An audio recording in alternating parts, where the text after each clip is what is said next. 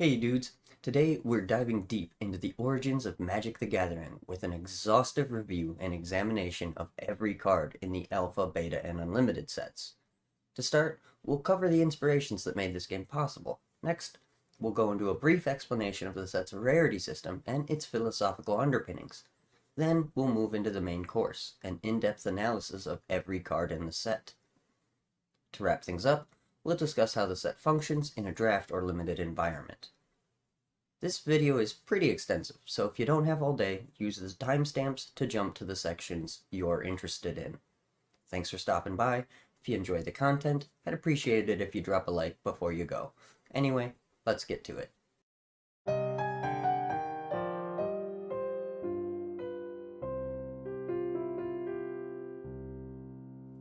So, Magic the Gathering was created by Richard Garfield, and he had numerous inspirations for this game.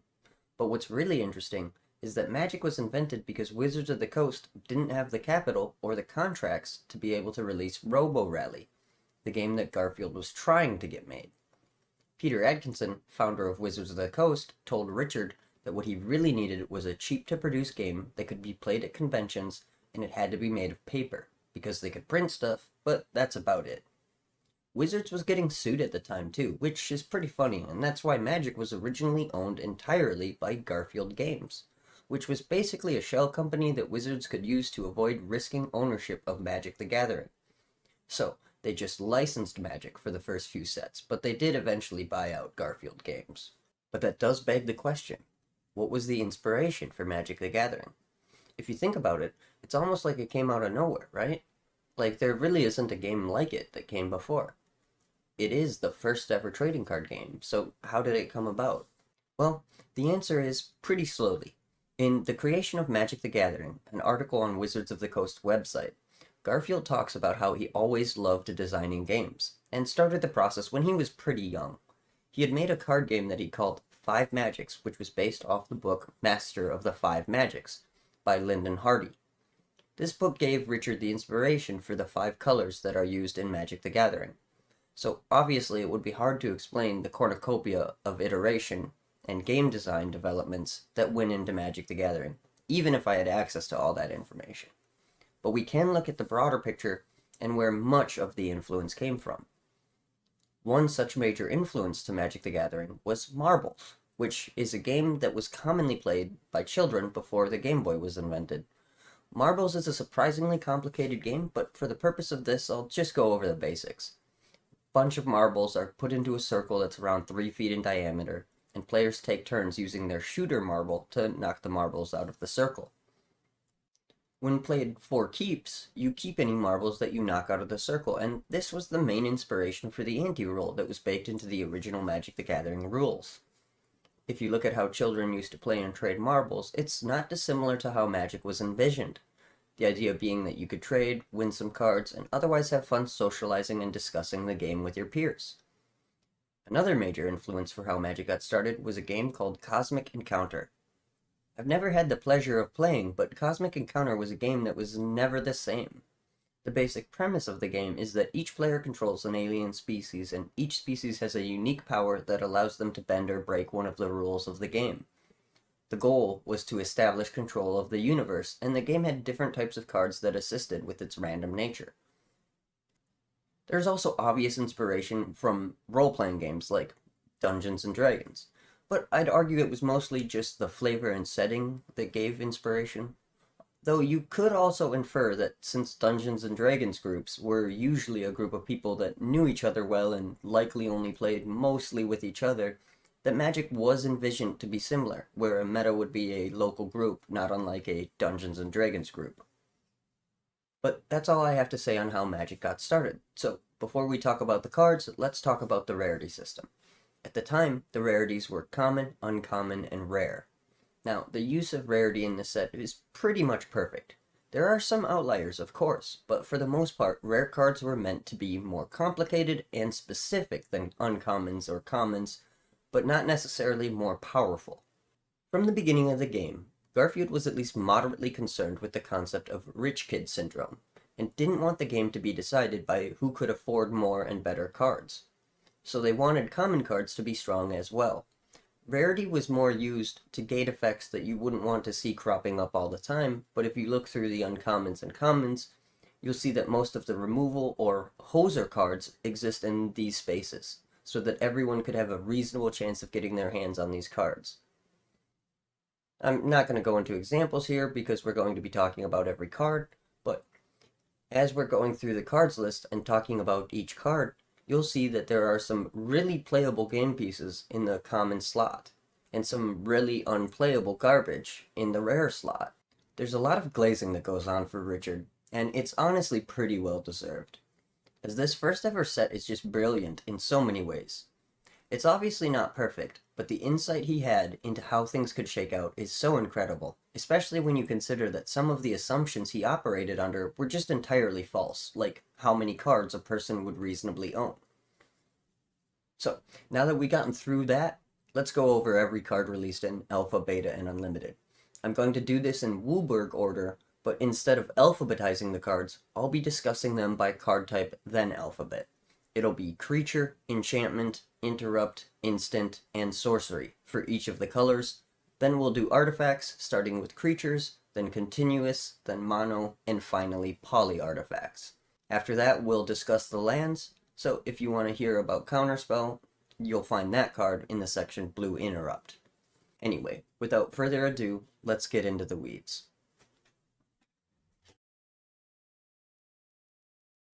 Okay, so we're starting off strong with Banalashiro, a common human soldier creature, or a summon hero, depending on when you're playing. For 1 white mana, you get this wonderful 1/1 with banding. How does banding work? Well, any creatures with banding and up to 1 without can attack in a band. Bands are blocked as a group. If any creatures with banding you control are blocking or being blocked by a creature, you divide that creature's combat damage, not its controller, among any of the creatures it's being blocked by or is blocking. This card is and was decent. Banding is pretty awesome when you're defending, so if your goal is to prevent people from being able to attack and to slow down the game, you could do worse than Banalashiro. And while it certainly doesn't hold up by today's standards, you can still legally play this in Commander if you're feeling like confusing the crap out of your pod. A 4th edition one will run you like 3 cents, so why not? Banalashiro was illustrated by Douglas Schuler, whose name was sadly misprinted in the Alpha, Beta, Unlimited, Collector's, and International Collector's Edition versions. His name is spelt correctly in the revised and 4th edition, though. Up next on the list is Mesa Pegasus, which is basically the same thing as Banalashiro, but it's a Pegasus. It's common, and also it has flying for the low cost of an extra generic mana. I'm sure you know what flying is, but just in case, a creature with flying can only be blocked by creatures with flying or reach. This card is pretty solid in a draft environment, just by the virtue of being a cheap flyer, and because banding is so good defensively. You can play this in Commander too if you wanted, for some reason. Mesa Pegasus was illustrated by Melissa A. Benson, and I think this art is lovely. On to Northern Paladin, a rare human knight creature, or a summoned paladin depending on who you ask, and this bad boy is a 3/3 for 2 white. Northern Paladin has a special ability of paying white and tapping him to destroy a black permanent. Be careful though, since you cannot use this to cancel a black spell as it's being cast. Interestingly, in the July 5th of 1995 ruling summary, they mentioned that the 4th edition of Northern Paladin can hit tokens, but the limited, unlimited, and revised versions can't. They also mentioned cancels should be counter. Northern Paladin isn't a bad card, but it's not a particularly good card either. It certainly has some uses, but it doesn't really spark joy for me. The art for Northern Paladin is by Douglas Schuler, and it's unfortunately misspelled until 4th edition, as was the case with Banalashiro. Next on our list is Pearled Unicorn, which is a common 2/2 unicorn for 2 and a white. Otherwise, this is a vanilla creature and it's overcosted, but it does a good job of showing the color pie. If you want efficient 2/2s, you should be playing green. I don't have much to say about this, it's not a good card, and would you believe there are no rulings on Pearled Unicorn? Shocking, I know. But anyway, Pearl Unicorn was illustrated by Cornelius Brudi, and they even managed to spell his name correctly. Good job, Watsy. Now we have an interesting and complicated card to talk about. Personal Incarnation is a rare 6/6 summon avatar, or an avatar incarnation creature, depending on version, and it costs 3 and 3 white mana. The ABU text for this card is, caster can redirect any or all damage done to Personal Incarnation to self instead. The source of the damage is unchanged. If Personal Incarnation is destroyed, caster loses half his or her remaining life points, rounding up the loss.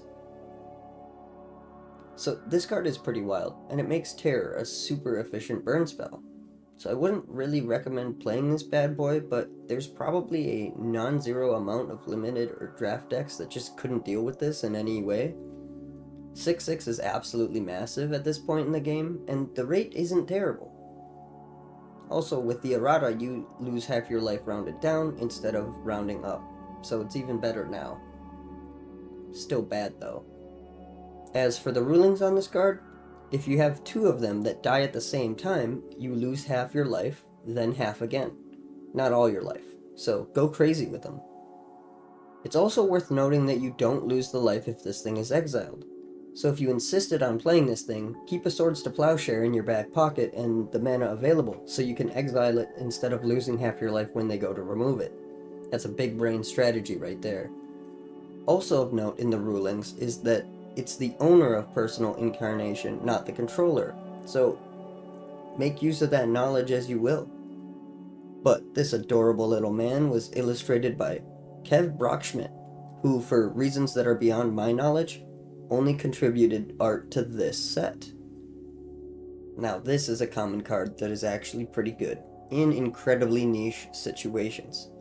Samite Healer is a 1/1 summon cleric, or creature human cleric, depending on what year it is, that costs 1 and a white, and has the ability to tap to prevent the next 1 damage that would be dealt to any target this turn.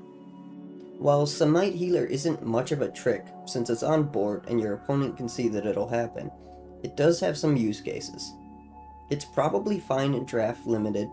The rate is okay. I'd say it's probably just a mid card, but you could use it to keep a Pestilence up if you only activated the Pestilence once a turn. You could also just use a 2/2 for that, but either way. Smite Healer was illustrated by...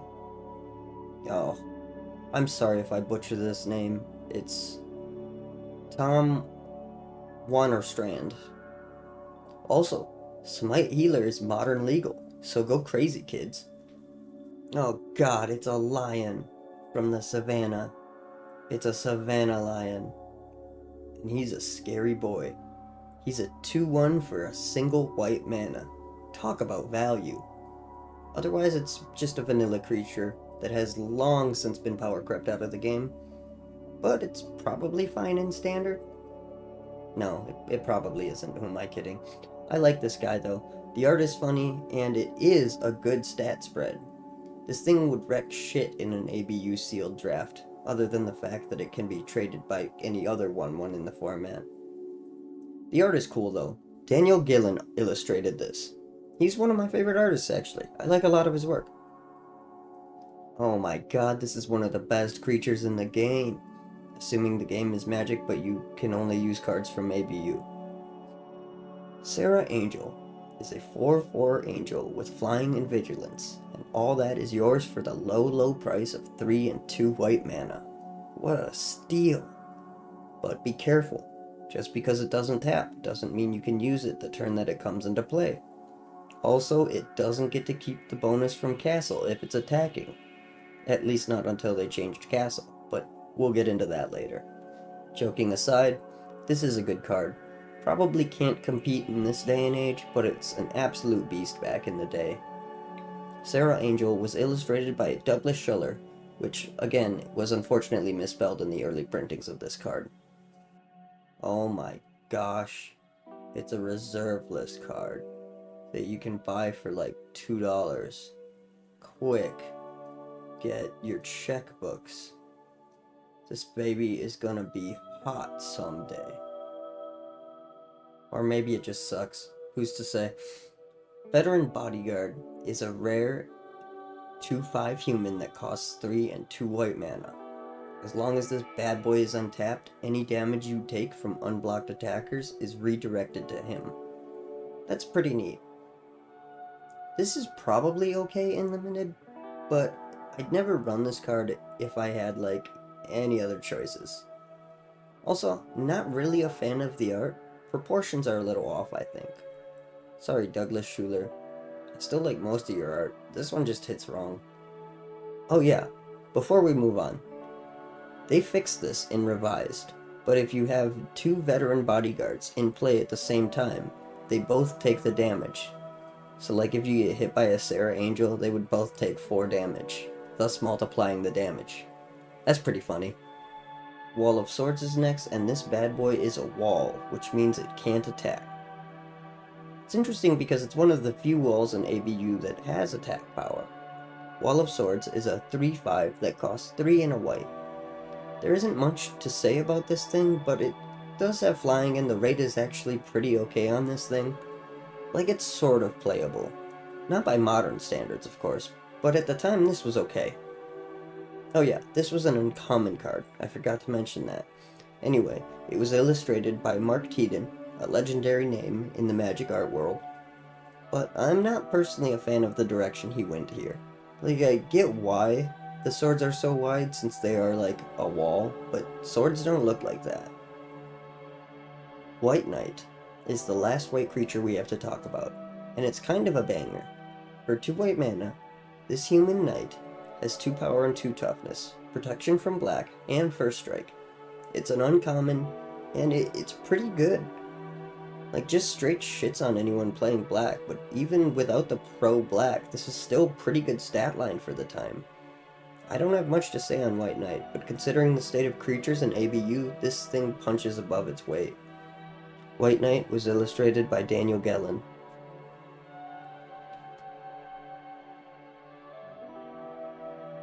So that's all for the white creatures. Now we're starting the enchantments off with Animate Wall. It's a simple and efficient card that simply allows walls to attack for the price of 1 mana. There are 9 walls on this set, and they are all uncommon, except for one that's a 0/3. That being said, only 3 of them have no attack power and no way to increase their attack power, so maybe you could get some value out of this card in a draft environment, but I doubt it. This card is a rare, so you're unlikely to have more than one. That's not really great for a build-around style of card. This is a pretty bad card, but if you were using a wall deck, you'd probably want to play it. At least it's only 1 mana. The art is pretty fire. That grumpy little wall is a silly little guy. Anyway, this was illustrated by Dan Frazier, a pretty big name in early Magic art, known for the Moxen and the next card we're going to talk about, Black Ward. Black Ward is pretty simple and also pretty useless if your opponent isn't playing black. Unless you're playing Pestilence, then it has some utility. Either way, it's mostly a sideboard card, because all it does is give a creature protection from black for 1 white mana. Certainly not useless, but there isn't much I would pass up to draft this. Black Ward is an uncommon. Blessing is sort of an interesting card to talk about. It's definitely not good in any constructed format, but I could see this providing some value in a limited format. It is a rare though, so you aren't likely to see it. Using your extra white mana to pump for offense or defense is pretty good in limited, sometimes. Again, this is by no means a bomb or anything, and there is a lot I would draft before this, but it isn't the worst card in the world. Limited is usually pretty creature-centric, and a player would have to get crazy lucky to draft enough burn to not worry about this. Enchant removal is also pretty light in this set, so I could see this getting value. It's illustrated by Julie Barra. Next up is another Dan Frazier special with Blue Ward. For 1 white mana, a creature can have protection from blue. Blue Ward might be the worst of the wards, as most of Blue's interaction are counterspells, which don't work on a creature already in play. It also doesn't have any fun synergies like Black or Red Ward would with mass damage. Like all the wards, it's an uncommon. Anyway, there isn't much to say here, but I don't really see what you would use Blue Ward for, so I would just pass this baby up pretty much every time. Up next is Castle. For 3 and a white, your untapped creatures you control get +0/+2, and depending on which version of the card you're playing, attacking creatures lose this bonus. If you're playing limited, it would make sense to just play as written, but the only card this would affect is Sarah Angel, or I guess anything with Instill Energy. That's a lot of hoops to jump through for some butt pumping, and 4 mana seems like a high price for that. This definitely will wall some lists though, so while I certainly wouldn't pick one this card, depending on how your cards are shaking out, there is some value to be had here. Not much though. Also, it's an uncommon, so you likely won't see more than one, but it's definitely possible. The art is nice though. It's a beautiful whitewashed castle. It was illustrated by Damian Willick. Up next is Circle of Protection Black, and there's actually some interesting things to talk about with this card that have little to do with its power. Circle of Protection Black was one of 2 cards that didn't make it into the alpha release of limited edition. The artist commissioned to do the art dropped out, so it was created on a computer by Jesper Meyerfors, the original art director for Magic the Gathering. Otherwise, this card suffers from being useless against any opponent that isn't playing black. On the other hand, there are some decks that can do literally nothing against this. If you're in white in a sealed environment, it would be a solid in sideboard, but potentially a dead card. It sits in that weird wheelhouse of being frustrating as hell or useless, so not something I would prioritize in a draft. You could also potentially just draft it if you're in black to avoid playing against it, but it's a common, so I don't know how effective that strategy would be. Continuing with the Circle of Protections, next we have blue. It has the same shortcomings and strengths as Circle of Protection Black, so there isn't really much to say about it. It's illustrated by Damian Willick. Up next is Circle of Protection Green, and once again, same song and dance as before. It walls some decks, does nothing against others. It's an okay card, and it was illustrated by Sandra Everingham. The next Circle of Protection is arguably the most valuable, as Circle of Protection Red prevents damage from a red source, which is the most likely color of a damage source. Most burn in this set that isn't from an artifact is from a red source, and red also has the highest number of creatures in this set, so you are likely to see red damage coming at you.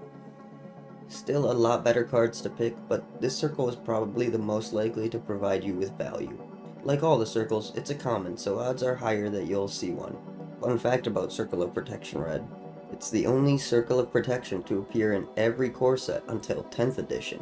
So that's a thing you know now. Circle Red was illustrated by Mark Teeden. He's a great artist, but I don't think this is one of his best works. And we're almost through the Circle of Protections with our final showing in this set, and that's Circle White. Not much to say about this one. White isn't as much of a damage dealer, so odds are good that this won't do anything. White also has access to enchantment removal, so if they are bothered by this, they likely have a way to deal with it. I'd probably pass this up in a draft. It was illustrated by Douglas Schiller, and I really like this art. It's simple, but it's very good. Up next is Consecrate Land, and this card is definitely interesting. It's an uncommon, and for 1 white mana you can enchant a land, and that land has indestructible and can't be enchanted. In the old wording, it even specifies that enchantments on it are destroyed, but that's always the case technically. On the one hand, there is a decent amount of land destruction in the set, with all 5 colors having access to it in some way. Sinkhole and Stone Rain are both common, so there's definitely a decent chance you'll see some land destruction effects. On the other hand, the only lands in the set are the basics and the duals. With the dual lands being in the rare slot, they are unlikely to come up, so your opponent can just blow up whatever land doesn't have the Consecrate Land attached to it. Other than protecting a dual land, this seems likely to just be a waste of a card slot. There is at least one card advantage engine that uses enchantments, so I could see an argument for running this if you lucked into an enchantress, but otherwise, this seems likely to not really do much. I suppose you could protect a lightly splashed colored land, but again, it's a lot of setup for what's arguably not great payoff. I suppose it could function as removal if your opponent is enchanting their lands, which is certainly possible. Each color other than red has 2 land enchantments in this set. The problem with a card like this is that you have some agency over what your deck is going to care about, but you don't have that luxury with your opponent's deck. So this is likely to just be dead. It's too specific for it to be any real good, and without any lands that do anything other than make mana, there isn't really anything you need to protect for your win con. It's not a great card. The art is pretty though. It was illustrated by Jeff A. Menges. Conversion is an uncommon, and it's a hoser. If your opponent is playing red, but not playing white, and they don't have the Sunglasses of Urza in their deck, this card is pretty devastating. The upkeep cost on this is trivial as well, since you already had the 2 white mana to cast this thing. There are definitely decks that can't do anything against this, but there are also decks that just don't care. It also doesn't do anything that could be reasonably assumed to be a win condition. Because of that, it might steal you a win against mono red, but otherwise it won't do much for you. Because it's an uncommon, I would actually recommend drafting this if you are mono red, just so it doesn't hose you. But otherwise, this is a bottom of the barrel or sideboard kind of card. It was illustrated by Jesper Meyerfors, who, as I've said, was the art director at the time. The art is pretty, for sure. Oh boy. Up next is a card that's been banned for being insensitive, and while we are going to talk about it, I'm gonna keep it brief. This is far from the most offensive and horrible card this game has ever produced. There are a couple that have made me physically feel gross, but this one isn't all that bad. It's Crusade, and obviously the Crusades were a really shitty time for a lot of people, while others hid behind their faith as an excuse to commit atrocities. These are real-world things that were and are terrible, but the artwork doesn't depict anything too gross, and Mark Poole is an awesome artist who's made some very iconic Magic cards. The card itself is a rare, so you're not even too likely to see it. Otherwise, for 2 white mana, all white creatures gain +1/+1. It's just the opposite of Bad Moon, and honestly, it's not that great, but it's costed efficiently, and it's a better draft grab than a lot of what we've talked about. But let's move on before I get cancelled. Alright, this card sucks. It's called Farmstead, and it's a rare. If this is the rare in your pack, hopefully the commons and uncommons are lit, because this isn't worth the cardboard it's printed on. Well, it is on the reserve list, so if it's an alpha or beta, it kind of is worth the cardboard it's printed on, but I meant it more as in it's not a good card at all. It costs 3 white mana, you have to enchant a land, and hope it doesn't get sinkled. Then you have to dedicate 2 white mana at your upkeep to gain 1 life. That's a lot of resources for something that does nothing, and again, land destruction is available in the common slot, uncommon slot, and rare slot. You'd be better off with practically any card in this entire set. 0 out of 10, don't play this card, it's a bad card. The art is very nice though, I do enjoy looking at it, makes me feel cozy. Mark Poole illustrated this, and he did a bang-up job.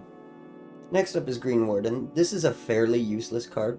It's an uncommon that for 1 white mana gives the creature protection from green.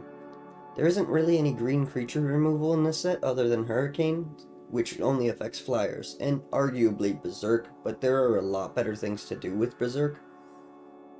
Where this will see value is that you can endlessly chump the biggest green boy your opponent has, so there is absolutely use cases for this card. I just wouldn't rate it highly, because they need to be in green for it to even have a floor, and the ceiling for this card needs a lot of things to go right. It's way better than Farmstead though, so take that as you will. Green Ward was illustrated by Dan Frazier, the absolute GOAT. Next we have Holy Armor, which was an equipment before they came up with the idea for equipment. This card is a common, so expect to see it, and it pumps butt real good.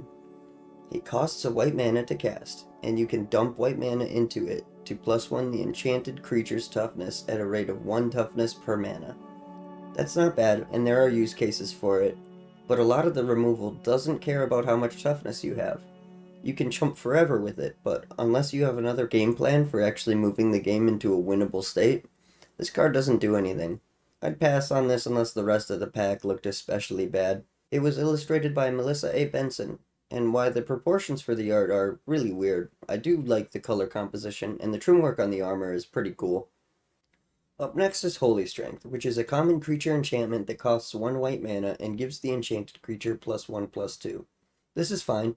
It's not great, and enchantments are best at 2 for 1ing yourself if your opponent has removal, or you need to chump with it.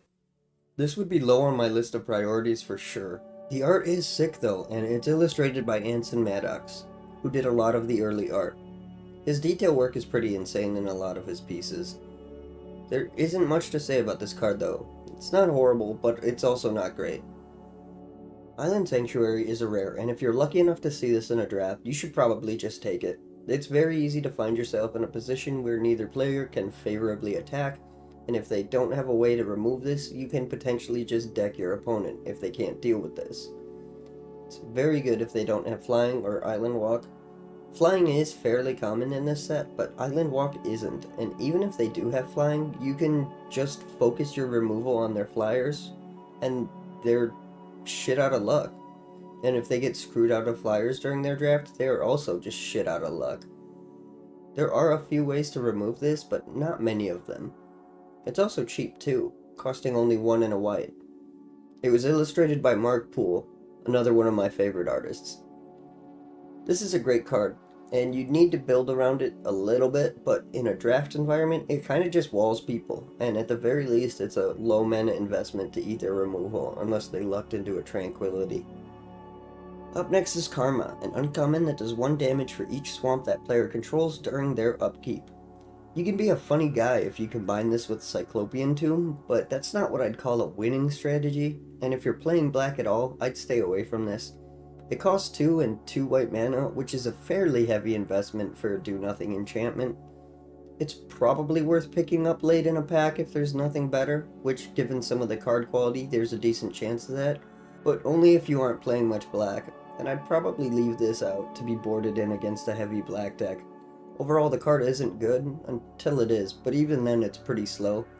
On the plus side, black can't really deal with enchantments, so if you do drop this on a mono black or a black red player, they have to look at it all game, which is pretty funny in its own right.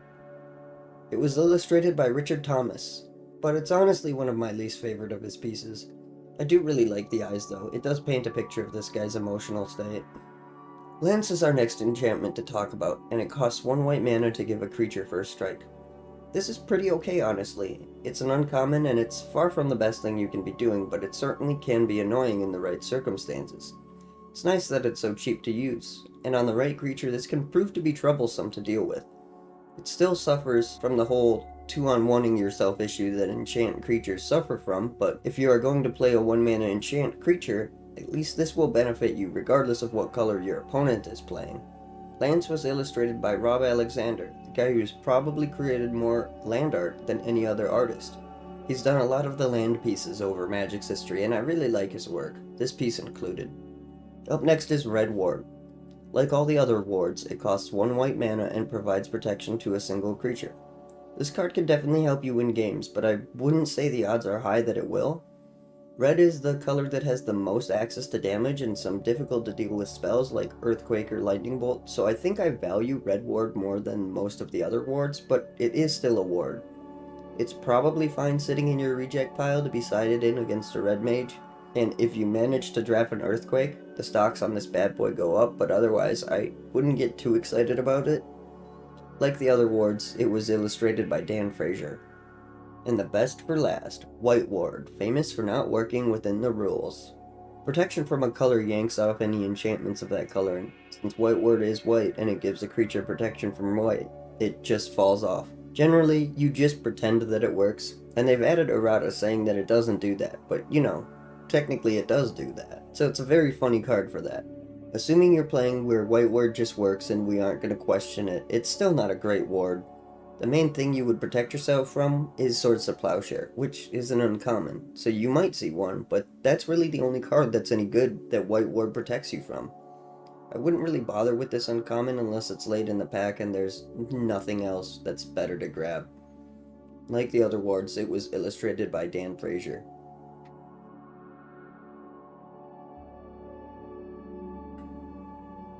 Up next are the White Interrupts, all 1 of them. So this is a rare, and I would be big sad if this was the rare that I opened in pack 1. It's not a good card by any stretch.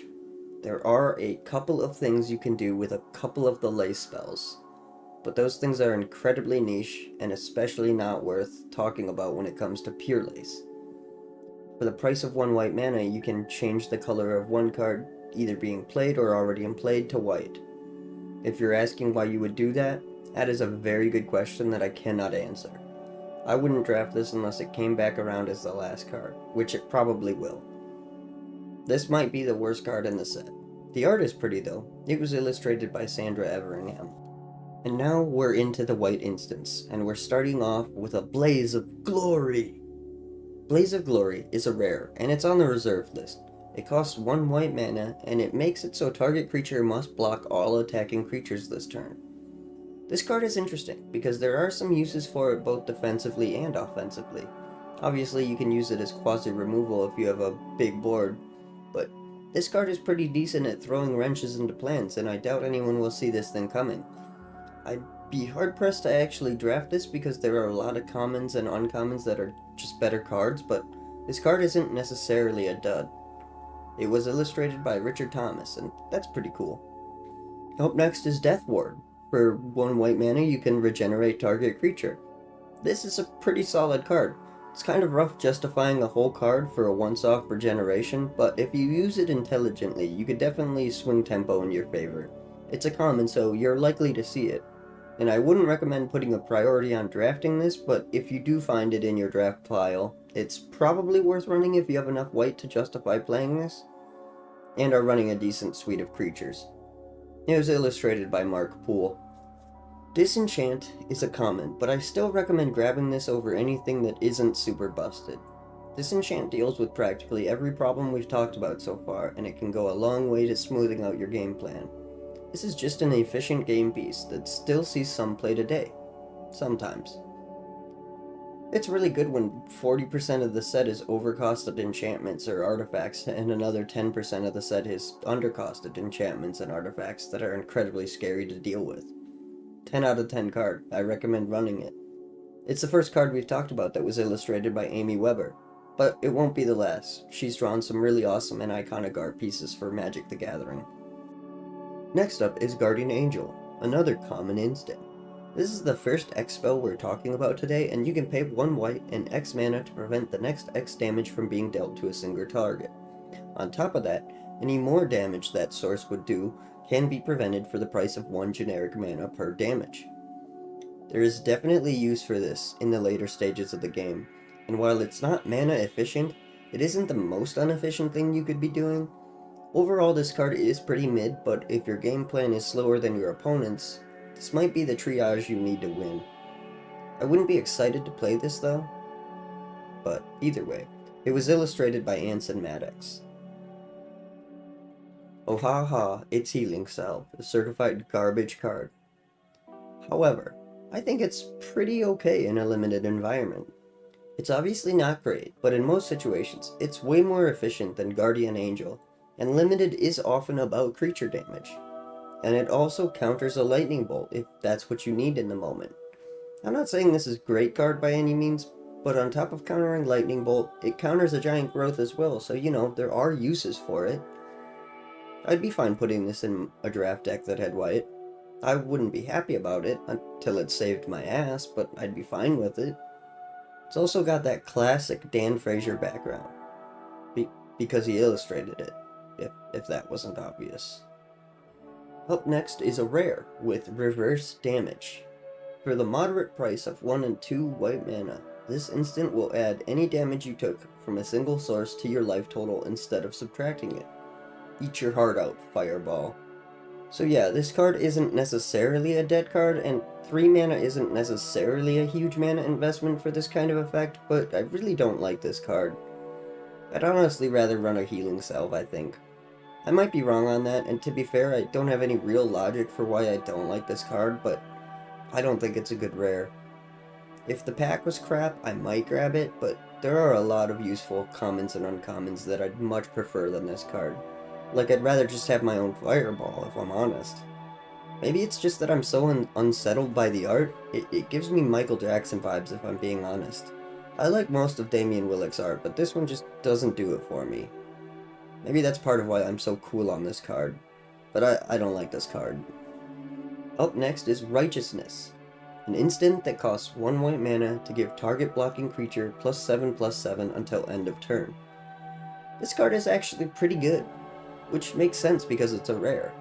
But not all the rares are good, so maybe that doesn't make sense. Either way, this thing is actually playable. It laughs in the face of most combat tricks, and will likely kill anything coming at you that isn't berserked. and maybe even some things that are. I'd probably snap this up unless there was really good removal in the pack or I wasn't trying to play white. I don't have much to say about this card really. It's good. It's not great because it's only defensive in nature and depends on your opponent doing things to get value, which isn't the most consistent plan, but it makes up for that by being hyper efficient. Righteousness was illustrated by Douglas Schuler, and while it's far from his best work, the art is perfectly fine. If you see this card, you should probably pick this and just be in white now. Swords to Plowshares is hyper efficient and still see plays anywhere it's legal. There isn't much to say about it. You can remove any creature for 1 mana, and you don't even have to convince them to attack into you to do it. Various people at Wizards have called this card a design mistake, and I can see why, but I love this card. You should play it. The art is pretty sweet too. It was illustrated by Jeff A. Menges. But that's the last of the instants, and we're on to the sorceries. Quite honestly, there isn't a white sorcery that sucks. The next 4 cards are all pretty good to great, and we're starting off with Armageddon. Armageddon is a rare that blows up all lands in play. This card is just fantastic. You should commit heavily to the board, then wipe all the lands, and your opponent will really struggle to do anything while you run them over. If you see this in a draft, you should grab this, then every low-to-the-ground creature you can find. It's a great way of making card advantage useless. Cards in hand don't matter if they can't cast them, after all. An absolute great card you shouldn't pass up, even if you aren't playing white. It's a rare, so there isn't likely to be more than one floating around in a draft, and if you draft it, nobody can use it on you. Good card, and good art. This card was illustrated by Jesper Meyerfers. He was the art director, if I haven't mentioned that enough times. Up next is Balance, which is another rare, and while it's arguably more build-aroundy than Armageddon, its effect can be even more devastating.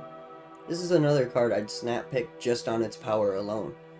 For 1 generic and 1 white mana, each player has to equalize their lands, creatures in play, and cards in hand.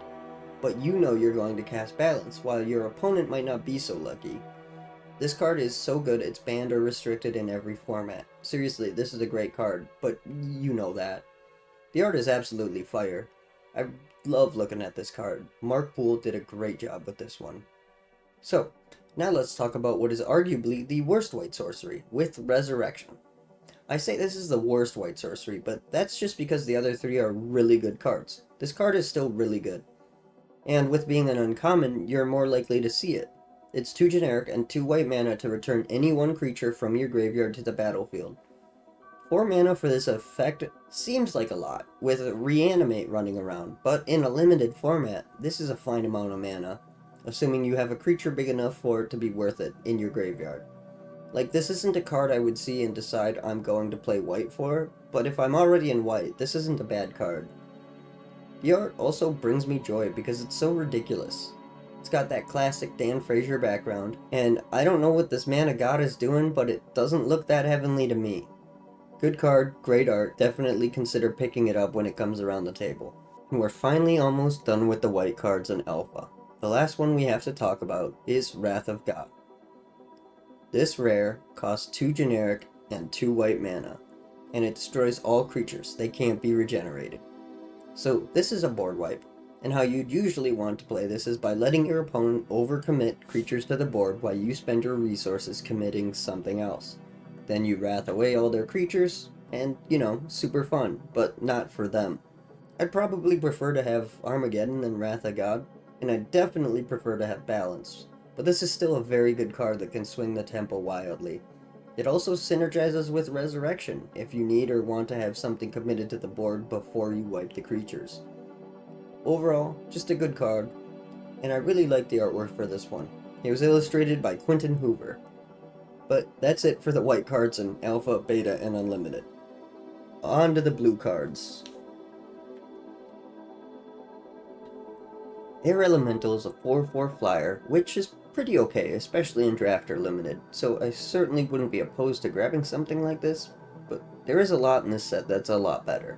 It costs 3 generic and 2 blue mana to cast, but this is a pretty big flying body. It's an uncommon as well, so you're fairly likely to see it. It also dodges Lightning Bolt and Earthquake, which is really nice. I'd say Air Elemental would be a good choice, if you're short on flyers and there's nothing insane in the pack. This could definitely help you win the game, and it does dodge a decent amount of removal, but it doesn't dodge it all. Yeah, I can't say I'm excited by this, but it's probably an honest workhorse. You could certainly do worse with your creature suite. Air Elemental was illustrated by Richard Thomas, and while it's not my favorite art by a long shot, it's not bad either. Next up is Clone, and Clone costs 3 and a blue, and it comes into play as any creature on the field. It's also an uncommon. Given the choice between an Air Elemental and a Clone, I'd take the Clone most of the time. See, an Air Elemental is a flying 4/4, but a Clone could be anything. It could even be an Air Elemental. Joking aside, Clone is pretty good. At worst, it puts you at parity, and at best, it puts you at parity. In Constructed, it's usually better to have pieces that contribute to your game plan, but if you were to play a Limited with Alpha, there isn't much for archetypes or synergy pieces, so it'll often come down to who can swing in with more damage. And I think Clone really shines in an environment like that. So while I don't think it's necessarily a great card, it is a pretty great card in a limited environment. Clone is illustrated by Julie Barrow, and I do enjoy this artwork. Lord of Atlantis is interesting as it's a 2/2 for 2 blue mana that gives all merfolk in play Island Walk and +1/+1. This might sound like one of those archetype synergies I was just saying doesn't really exist, and despite this card existing, it's still true. There's one merfolk in this set and it's common, so you might even be able to get your hands on a couple merfolk, but it's not super likely. Especially when you consider that Lord of Atlantis is a rare, so it's not super likely you'd see Lord of Atlantis and enough merfolk to make this good. On top of that, the strategy wouldn't be super great. Merfolk of the Pearl Trident is a 1/1, so you're effectively making some 2/2s, and at what cost? If there's nothing better in the packs to draft, then go for it, but it's so unlikely for this to do anything, I wouldn't bother. It is, however, a 2/2 for 2 blue, so if you're heavily invested in blue and are lacking creatures, it might be worth it to pick this guy up anyway. I wouldn't be happy about it, though. The art is great, though. I love the contrast with the red. Melissa A. Benson did this piece, and she nailed it. Up next is Mahamodi Jin, and this is like one of the worst best cards of all time. It costs 4 and 2 blue, and you get a flying body with 5 power and 6 toughness. If I was playing enough blue to make 2 of it by turn 6, I'd probably grab this card. It's a rare and it's bigger than most creatures, and bigger than all the other blue creatures in this set. Mahamodi Jin was illustrated by Dan Frazier, and I like this art. The dude holding the lamp is a little weird, but the rest of the piece looks great. So let's talk about Merfolk of the Pearl Trident a little bit more. As I said, it's a 1/1 Merfolk for 1 blue mana. It's a common, and unless you're attempting to draft a Merfolk deck, despite all logic and reason being against that, I don't think I would draft this. It's certainly not good enough in any Constructed. The artwork is pretty fire, though. I like how at first glance it's difficult to see where the art ends and where the frame begins. It's just a very blue card, and I like blue cards. Jeff A. Menges illustrated this, and I think he did great. Really like the lack of contrasting colors in this particular piece. I think it suits the vibe. Phantasmal Forces is actually pretty good. Kind of. It's an uncommon, and for 3 and a blue you get a 4/1 flyer with an upkeep cost of 1 blue. It's a fairly splashable card that gives you a 4 flying power for 4 mana. I think that's worth drafting if you can play it, and don't have better stuff. At worst it'll trade with their flyers, and at best you can start laying down some relatively heavy pressure in the air pretty early into the game. It's definitely not the best creature in the set by any means, but I'd heavily consider drafting and playing this. The art is really cool too. My only real complaint is that one guy is wielding what appears to be a 2-sided Morning Star, and I can't see that being an effective weapon. I am no Phantasmal Force though, so maybe I'm just stupid and wrong. This piece was illustrated by Mark Poole, and I think it's great. I love the colors of the wings. Honestly, you can pretty much say the same things about Phantom Monster as I said about Phantasmal Force. They both cost 3 and a blue, they both have flying, they're both uncommon, and I didn't mention Bolt, but they both died to Lightning Bolt. Overall, they're pretty comparable, but Phantom Monster is a 3/3 instead of a 4/1. This definitely makes a difference, and that difference is that Phantasmal Force will kill a Serra Angel and a Cockatrice, whereas Phantom Monster can't. There are a few more ground-based creatures that match up that way, but you get the idea. I would say Phantom Monster is good and worth grabbing, It's an easily splashable flyer, and those are good in draft. I also think I would pick Phantasmal Forces over Phantom Monster, but I'm not entirely sold on that. It would depend on how my deck was shaken out. Phantom Monster was illustrated by the art director, Jesper Myers, and I really like the cosmic horror nightmare vibe it has going for it. Pirate Ship is one of the most ridiculous creatures in early Magic. A boat isn't a creature, but they didn't have vehicles at this point, so I'll cut them some slack. Pirate Ship is a rare, so you should probably be a little sad if you see this, but grateful it isn't a Pure Lace, I suppose. It costs 4 and a blue, and for that you get a 4/3 that can't attack unless your opponent has an island. You also need to sack it if you don't have an island. That's super flavorful, but pretty bad. But it is a pinger, and you can tap it to deal 1 damage to any target. Pirate Ship is in a weird spot because it isn't a good card, but it can definitely do some useful things sometimes. The art is also pretty sweet, if not a little subjective on its execution of perspective. Pirate Ship was illustrated by Tom Warrenstrand, and I enjoy the art. That being said, there's a lot going against it, but pinging is pretty sweet, and I like ships, so I think I'd be okay with having this thing, but it really is kind of just a budget Prodigal Sorcerer. Except it's more expensive. Yeah, I would take Prodigal Sorcerer over Pirate Ship. This dude is awesome. Commonly nicknamed Tim from that one scene in Monty Python's The Holy Grail, Prodigal Sorcerer taps to deal 1 damage, just like Pirate Ship. But it's cheaper and doesn't die if you get sinkled. Prodigal Sorcerer is only a 1/1, but it's also a common and only costs 2 and a blue. I would say Prodigal Sorcerer is worth grabbing because it can deal with a lot of headaches, and its existence makes being a 1/1 really hard. But it is also a 1/1 itself, and you may find yourself against a deck that just doesn't care that you have a pinger. So keep that in mind. I do really like his little hat though. Douglas Schuler illustrated this, and he did a bang-up job on this one in my opinion. Sea Serpent is the biggest common boy you'll find. For 5 and a blue, you get yourself a 5/5, which is a pretty decent rate. There are some issues with Sea Serpent though. First off, if your opponent doesn't have an island, then Sea Serpent can't attack. There isn't a way to give your opponent an island, so there isn't a clever way to get around that. It still wouldn't be terrible just defending you if it comes to that, so it still might be worth it to grab if you've had bad luck with creatures. I'd recommend being heavy blue though, because if they blow up your 1 island, then Sea Serpent is done. There isn't much to say about this guy. He's just a generic big boy that's more trouble than he's worth most of the time. The art is fantastic though. I don't know anything about Jaffe Menge's style or approach, but it gives me a charcoal painting vibe. And the dark black blue of the ocean does a great job of making it seem like a really cold and shitty day to have your boat wrecked by a sea serpent. Decent card, great art. Our next rare is Vesuvan Doppelganger, which in many ways is just a better clone. For 3 and 2 blue, Vesuvan Doppelganger is any creature, but you can change what creature Vesuvan Doppelganger is copying at each of your upkeeps. Vesuvan Doppelganger is also part of the reserve list, in case you find that interesting. It is important to note that Vesuvan Doppelganger isn't strictly better than clone. It can adapt to the situation, but it does cost an extra mana for that ability. And honestly, unless my deck was really slow and methodical, I think I would usually take the clone over the Doppelganger, just because I can get it out a turn earlier. Either way, both of these clone effects have long since been power crept, so they aren't super good these days. The art is pretty cool though. The mirror image is fun. This piece was illustrated by Quentin Hoover. Wall of Air will never be a threat to your opponent, but it isn't without its uses. For 1 and 2 blue, you get a 1/5 flying wall. It's pretty solid early game defense. I would probably pick something that moved my game plan forward over this, but stat-wise, this isn't bad for the time. There isn't much that can hit harder than 5, and this even walls Sarah Angel. It isn't uncommon, so while it's not super likely to come up, it isn't completely unlikely either. I like the art style too. Richard Thomas illustrated Wall of Air.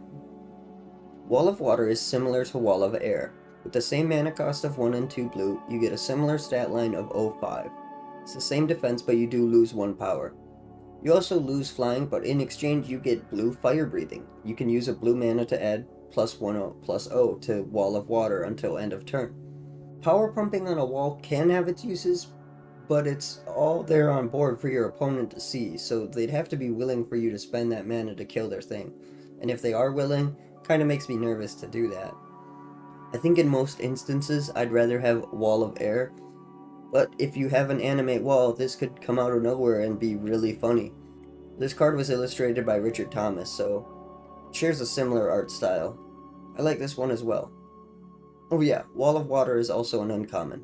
Forgot to mention that, sorry. We started the blue creature section with an elemental, and now we'll end the blue creature section with an elemental.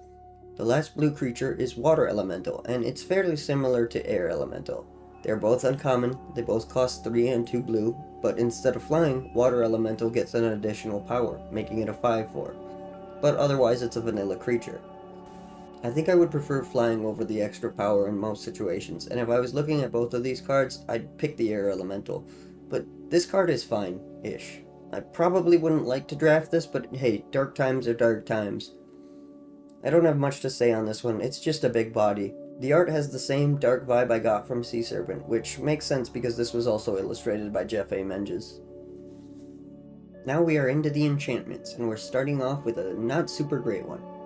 Animate Artifact is an uncommon that costs 3 and a blue, and it turns an artifact into an artifact creature with power and toughness equal to its casting cost.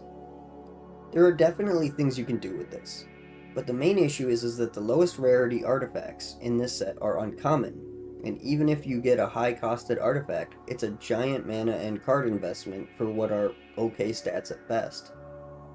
There is the obvious niche that this could function as removal if you have creature removal or your opponent is running a zero-cost artifact, but the odds are not good that they will have access to a zero-cost artifact, and this is still a large mana investment for removal. This card isn't really part of any winning strategies that I can see, and I'd say it's very likely that something else in the pack will do more to help you win. This was illustrated by Douglas Schuler, and I'm not really a fan of this piece. Control Magic is an uncommon enchantment that costs 2 and 2 blue, so you do need to be pretty invested into blue to effectively play this card, but I would seriously recommend considering it. Control Magic lets you take an opponent's creature, and this can be a major tempo swing. On top of that, if they manage to destroy Control Magic, their creature goes to the graveyard, or at least that's what it says on the card. Overall, this card punches above its weight, especially in a draft or limited experience. It was illustrated by Damian Willick, and the art is pretty sweet. Copy Artifact is a rare enchantment that costs 1 and a blue, and when you cast it, it becomes a copy of any artifact on the field. This card is a certified banger, and I would probably grab this if I saw it in a pack, but from a limited view, it's honestly probably incorrect. As I've said earlier, all artifacts in limited are uncommon or rare, so there aren't likely to be too many floating around, and most of the artifacts in this set kinda suck, with some obvious notable exceptions. This card could be great, but I think in most limited games it's more likely to be a dead card. Oh yeah, Copy Artifact is on the reserve list. Anyway, in a sealed environment, I don't think Copy Artifact is actually that good. It's certainly not terrible, but I don't think it's great. I do really like the art on this one though. Amy Wember did a great job. It's simple, but you immediately know what this card is when you see the art. Creature Bond is a common enchant creature that costs 1 and a blue, and when the enchanted creature dies, Creature Bond deals damage to that creature's controller equal to the creature's toughness. This card isn't great, and you probably shouldn't even consider running it. You could spend multiple cards and a chunk of mana to apply some burn pressure to your opponent, but the stars need to align for that to happen, and honestly, the juice just isn't worth the squeeze. I also don't know how I feel about this art. It's not my favorite, but I don't hate it. I think it's well done, I just feel a different way about it every time I look at it. Anson Maddox illustrated this. Feedback is an uncommon enchantment that costs 2 and a blue. When you enchant an enchantment with feedback, the controller of that enchantment deals 1 damage to that player. So feedback is interesting because it depends on your opponent playing enchantments, which you can't guarantee, but this set is pretty enchantment heavy, so odds are they have a few. It's also slow and kind of expensive for the effect, even by the standards of this set, but it is nice consistent burn to put some light pressure on your opponent.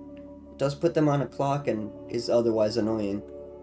I certainly wouldn't pick this before something else, but of all the garbage cards in this set, this one kinda does something, which is more than you can say for a lot of these cards. The art is pretty sweet too.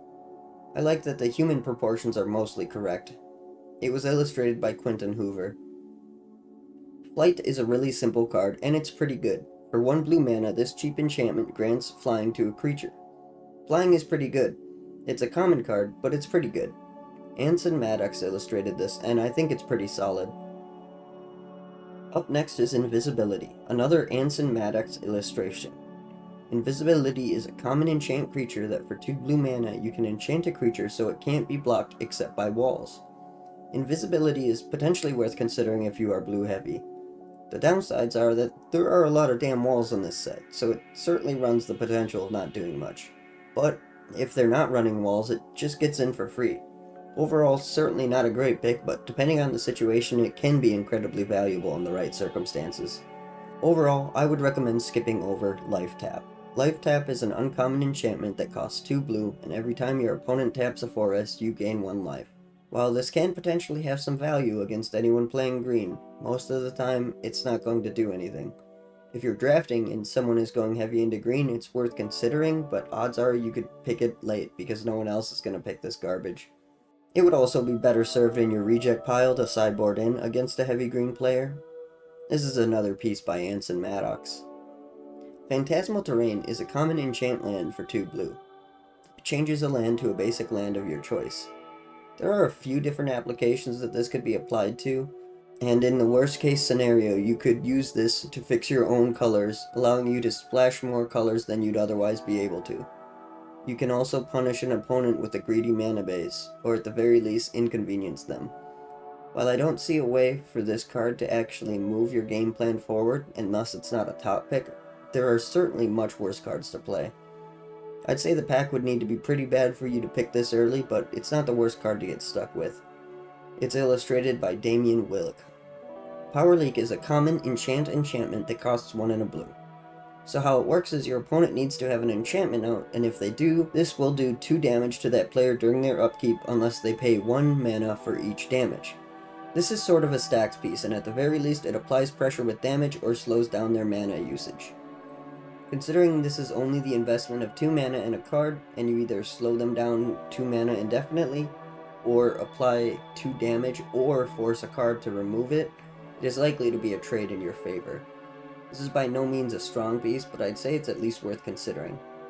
This was illustrated by Drew Tucker. I absolutely love this card. I probably have some bias, but in my opinion, Psychic Venom is seriously worth consideration. For 1 and a blue, Psychic Venom is a common enchant land that deals 2 damage whenever that land is tapped. Psychic Venom is more splashable than many of the other enchantments we've talked about because it requires only 1 blue mana. It also denies access to mana or applies continuous pressure with damage. It's similar to Power Sink in many ways, however, you can't be sure your opponent is playing enchantments, but in a limited environment they are for sure playing lands. I also really like this art. I think Brian Schnoddy just really wanted to show off how well he could draw human eyes, but I don't really have a problem with it. And we finally get to talk about Stasis. Stasis is one of the cards of all time. With Assault score of 3.12 on EDHREC in 2024 and Assault score high of at least 3.15 in 2020, Stasis has been one of the saltiest cards on EDHREC for 4 of the last 5 years, being briefly overtaken by Winter Orb in 2023. For a card that's never really been the best thing to be doing competitively, people seem to really hate this card. Anyway, Stasis is a rare enchantment that costs 1 and a blue, and while it's in play, players don't get an untap step. At each of your untaps, you must pay 1 blue or Stasis is destroyed. So that's a pretty brutal card to be under, and I guess I can see why people hate it, but I've always kind of appreciated cards like this. They make the game a puzzle. This card could definitely be good in a draft setting, but this is the type of card that you can only get away with if your deck is built to take advantage of playing slow. Overall, it's a really good card and probably worth grabbing in a draft. The art for this card is really interesting too, because it's done by Faye Jones, who was an accomplished artist outside of Magic the Gathering. She's had documentaries on her work and has been featured in over 100 exhibitions. She's also got art hanging in museums. This is the only art she ever contributed to the game, and she made this piece as a favor for her nephew, Richard Garfield. So that's pretty neat. And the last of our blue enchantments is Steel Artifact. Steel Artifact is an uncommon enchant artifact that costs 2 and 2 blue mana and simply gives you control of an opponent's artifact. This is basically just the artifact version of Control Magic, but in a draft environment, this would be significantly less useful. There are only 47 artifacts in this set, and while that might sound like a lot, keep in mind that none of them are at common, and there are 80 creatures in this set, many of which are at common. So in draft or sealed, you might see a few artifacts, but you're for sure going to see some creatures. Otherwise, this spell is fine. It's certainly not the worst card we've seen, and if you had this, it might come up, so by all means draft it, but just make sure you have a consistent win con and removal before you start dreaming up unlikely scenarios. The art is pretty cool though. Has a real Indiana Jones vibe to it. This piece was illustrated by Amy Weber. So now we are into the interrupts. First up is Blue Elemental Blast, a common interrupt that costs 1 blue mana and allows you to counter a red spell or blow up a red permanent. This card is ruthlessly efficient, and I'm a huge fan of it. It's obviously narrow, so it's better off as a sideboard card in most instances, but this is still a great card.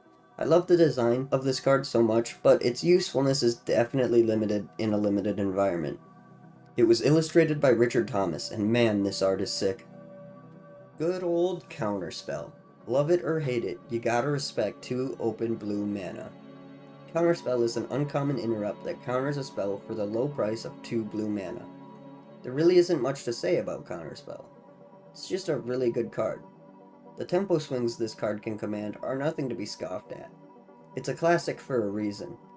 Obviously, you need to be pretty heavy in blue to play this, but this card is pretty good reason to consider going heavy blue. I will say, I'm not the hugest fan of the art on the classic Counterspell. I generally like Mark Poole's work, but this picture always looked like this wizard was just growing out his fingernails quickly, in an unfortunate manner.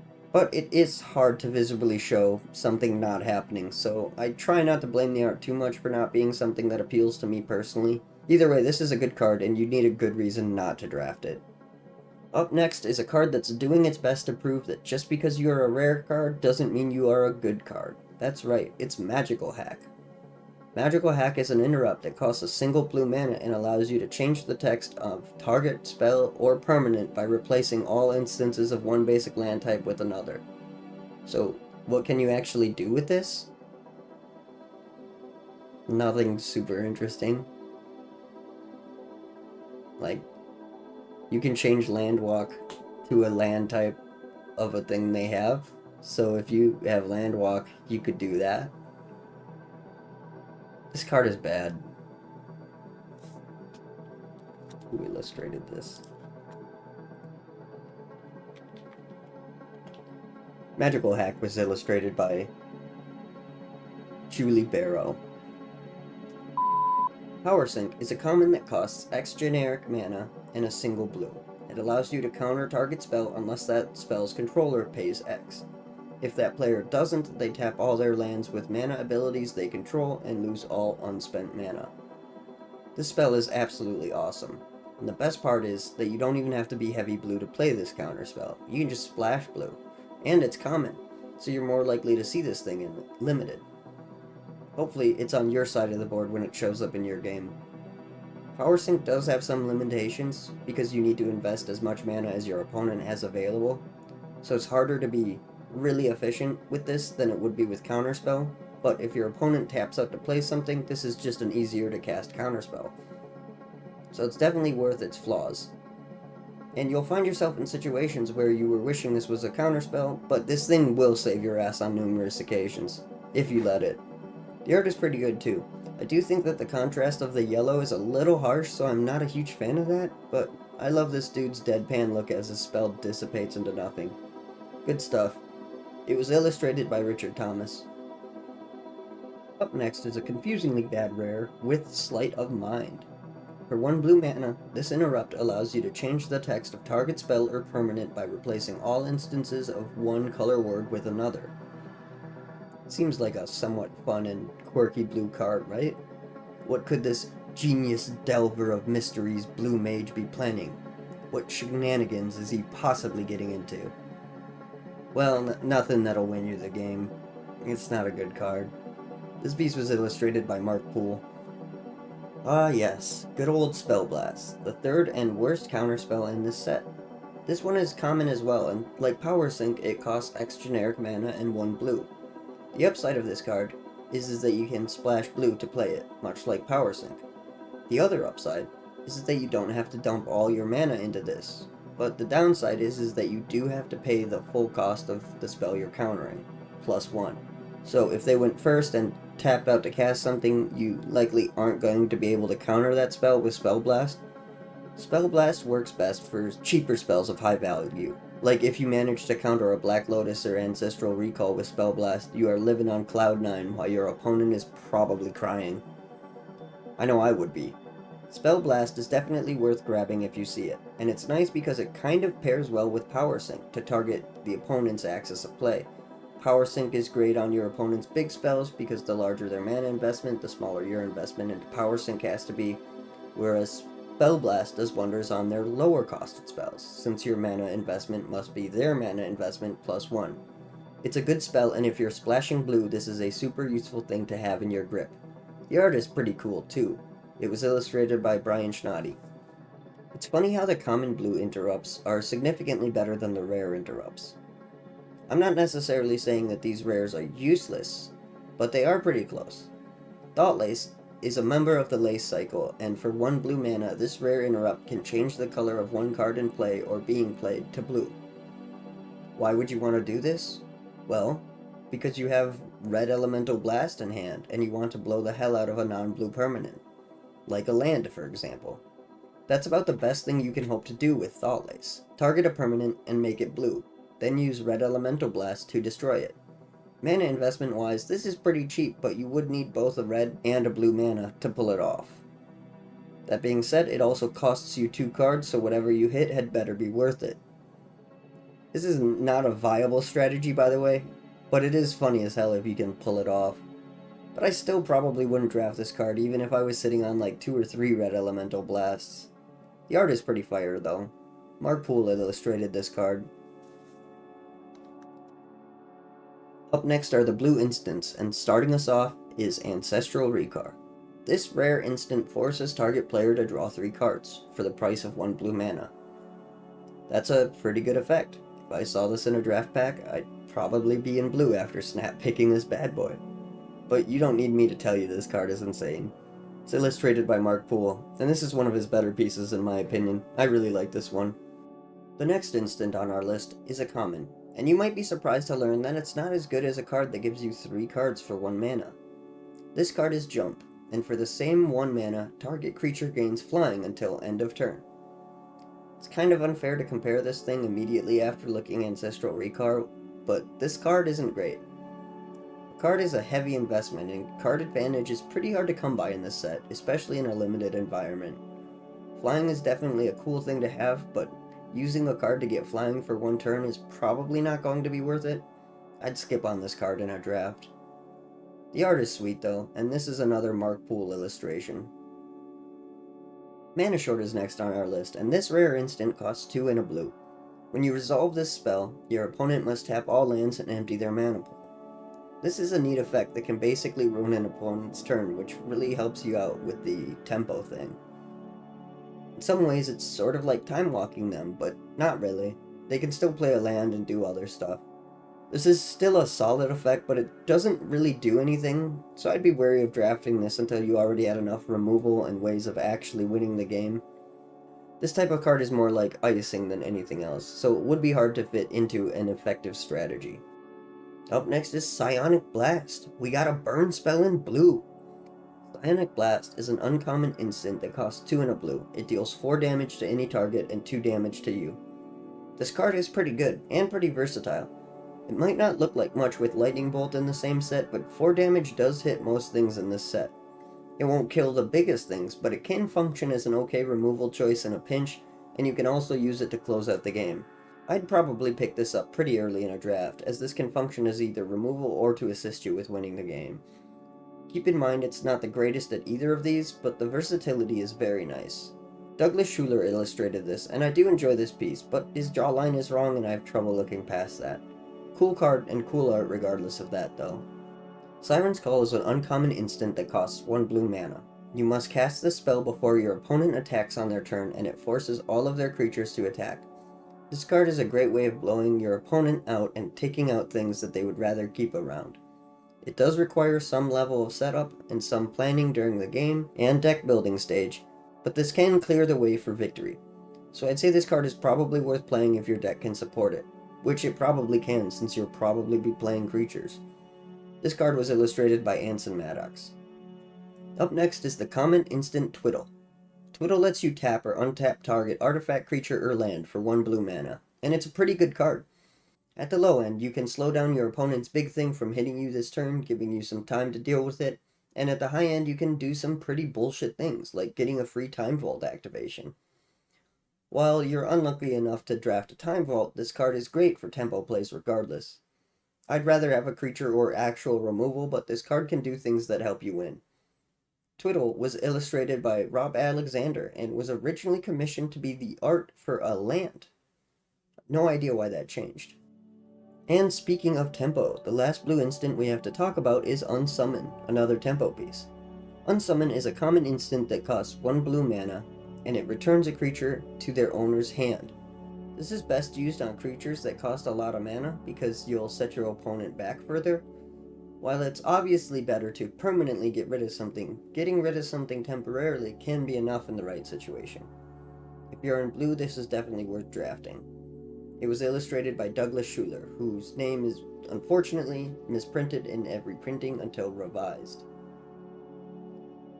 Now we are on to the sorceries, and we're starting with a banger. Brain Geyser is a rare sorcery that costs X generic mana and 2 blue mana. It forces target player to draw X cards. This card is really good, especially since card draw is actually pretty hard to come by in this set. People tend to forget that because of Brain Geyser and Ancestral Recall, but there aren't too many good draw engines in this set, and they're all at rare, so you're unlikely to see them. This would likely be worth taking in most instances unless you're deep in the draft and have no blue. Brain Geyser was illustrated by Mark Teeden. Up next is another rare, but this one isn't as great. Drain Power reads, really powerful, but it does have some issues. For 2 blue mana, you tap all your opponent's lands and you get the mana. This sounds well and good, but they can always tap their lands beforehand and cast an instant to deny the mana gained. If they have any activated abilities, they can dump their mana into those to deny you access. But it's only 2 blue mana for this spell, and there are times it could work. Out of all the rare sorceries blue has, there would only be one I'd be more disappointed to see.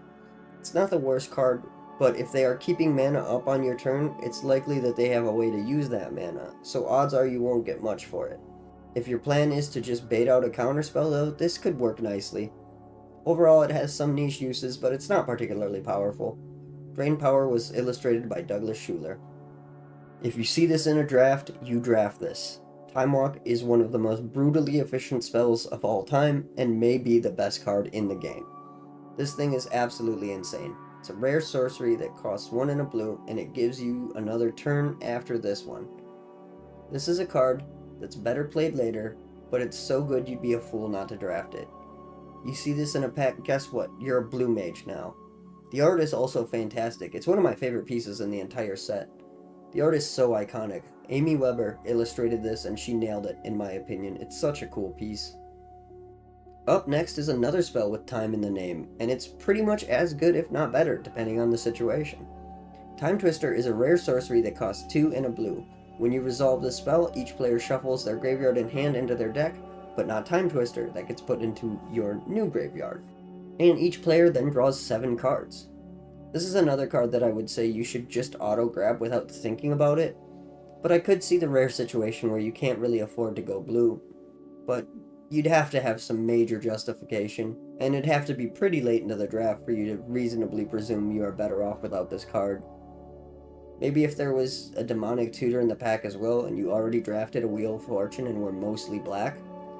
Either way, the point is, this card is really good, but you already knew that.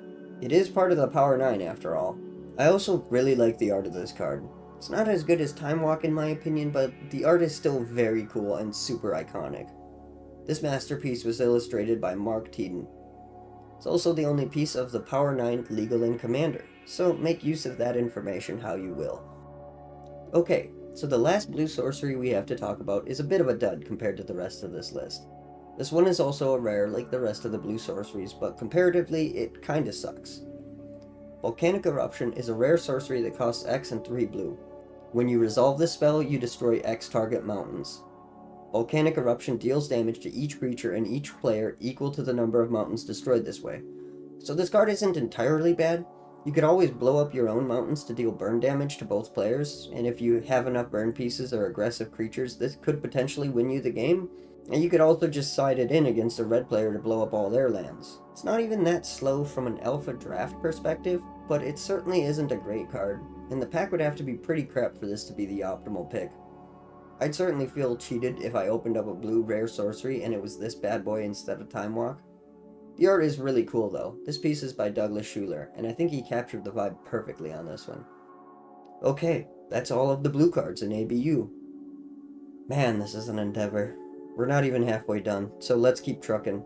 Next on the list are the black cards. First up, for the black creatures we have to talk about is Black Knight. Much like White Knight, this card is kind of a banger. For 2 black mana, you get a 2/2 with first strike and protection from white. This means that you can dodge the Swords to Plowshares, which is certainly helpful, and first strike makes this hard to deal with. Overall, it's a good card, but I don't have much to say about it. It's uncommon rarity, and it was illustrated by Jeff A. Menges. Bogwraith is next on our list, and it's another uncommon creature. Bogwraith is a 3/3 with Swamp Walk that costs 3 generic and a black mana.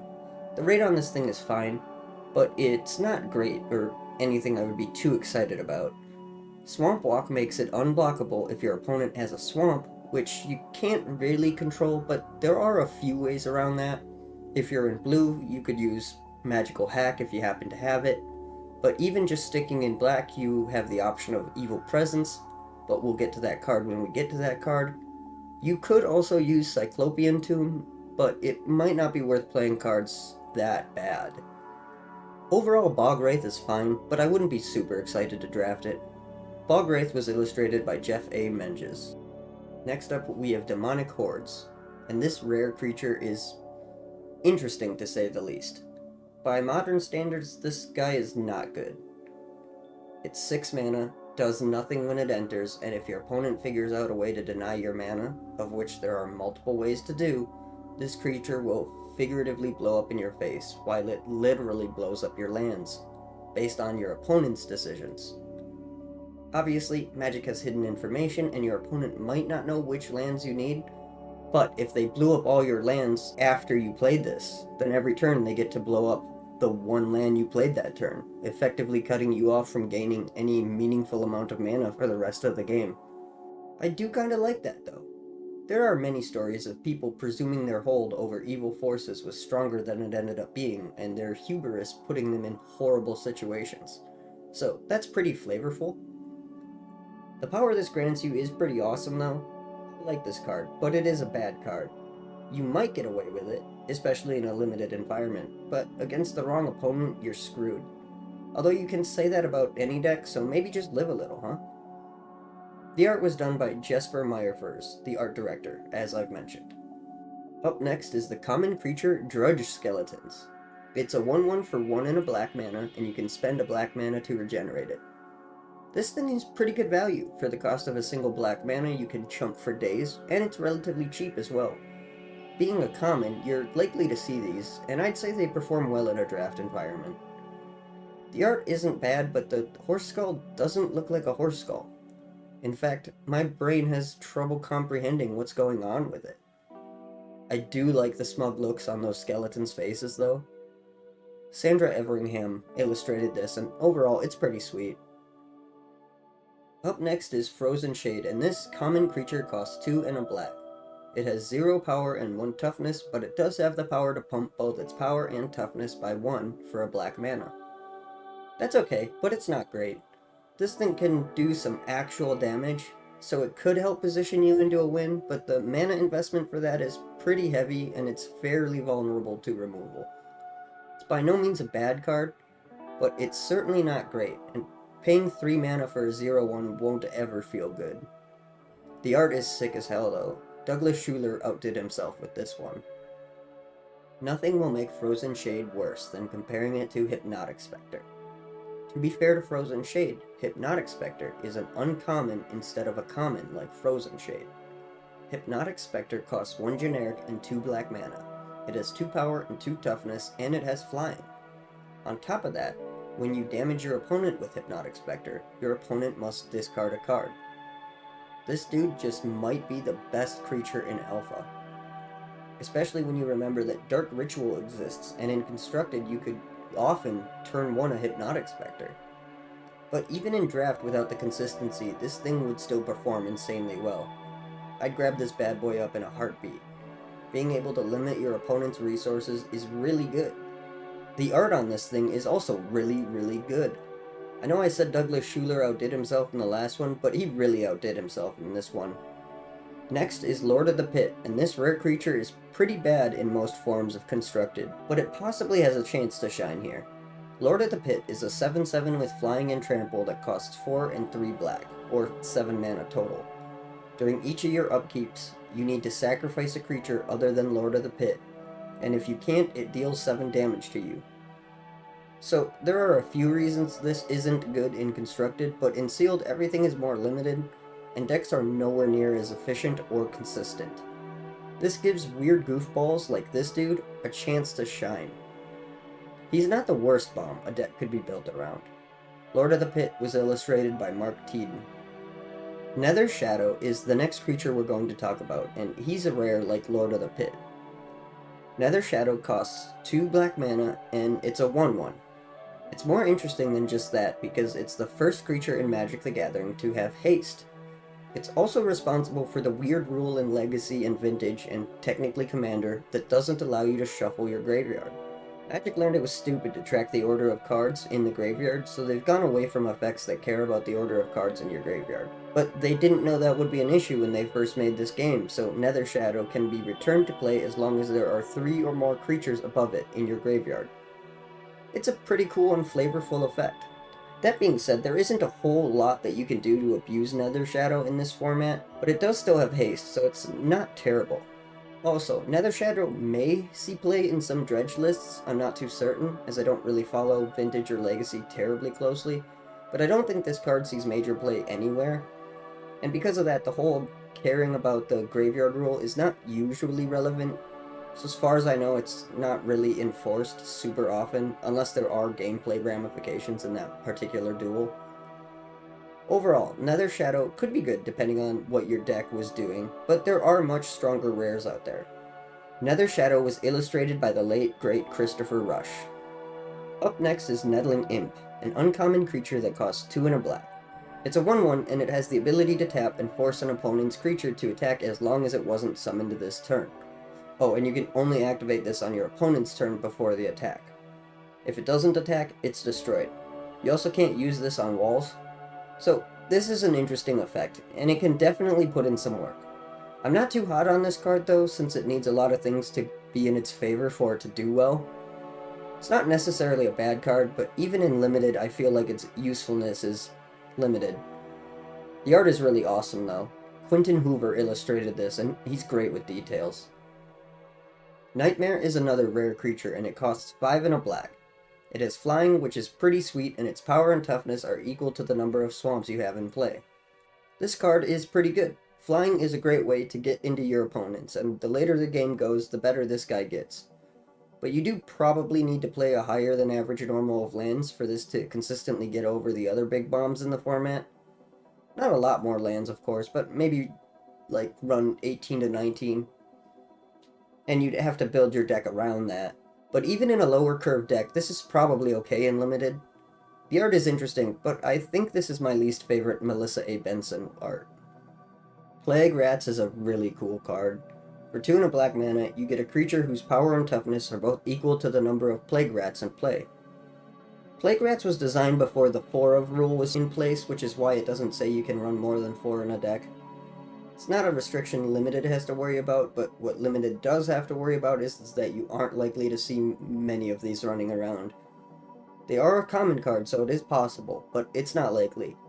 Most likely this poor rat will be stuck being the most overcosted 1/1 of all time, so it's not worth it to draft. The art is really cool though. Anson Maddox illustrated this and he did a fantastic job. Then we have Royal Assassin, another 1/1 that costs 3 mana. The difference is that Royal Assassin costs 1 generic and 2 black, and it's a rare. Its ability is significantly better in a limited format as well. You can tap it to destroy any tapped creature. Obviously, your opponent can see this coming because Royal Assassin needs to sit on the board for a turn before it can do anything, but either they use removal on it, they have a creature destroyed, or they stop attacking. All of these are likely to be good outcomes for you. I'd say Royal Assassin is worth playing in limited if you get your hands on it. It's not the best rare black creature, but it's also not the worst. The art is pretty cool too. Tom Wannerstrand has a pretty unique style compared to many of the other Magic artists. Now we're going to talk about Scathed Zombies, a common creature that costs 2 and a black and is a vanilla 2/2. There isn't much to say here, the rate is pretty terrible, but not uncommon, and it's just a vanilla. It is a zombie which does gain Swamp Walk and regeneration if you have a Zombie Master, but even then it's still not great. I'd use this if I had to, but I wouldn't be happy about it. The art is pretty good though. It was illustrated by Jesper Meyerfers.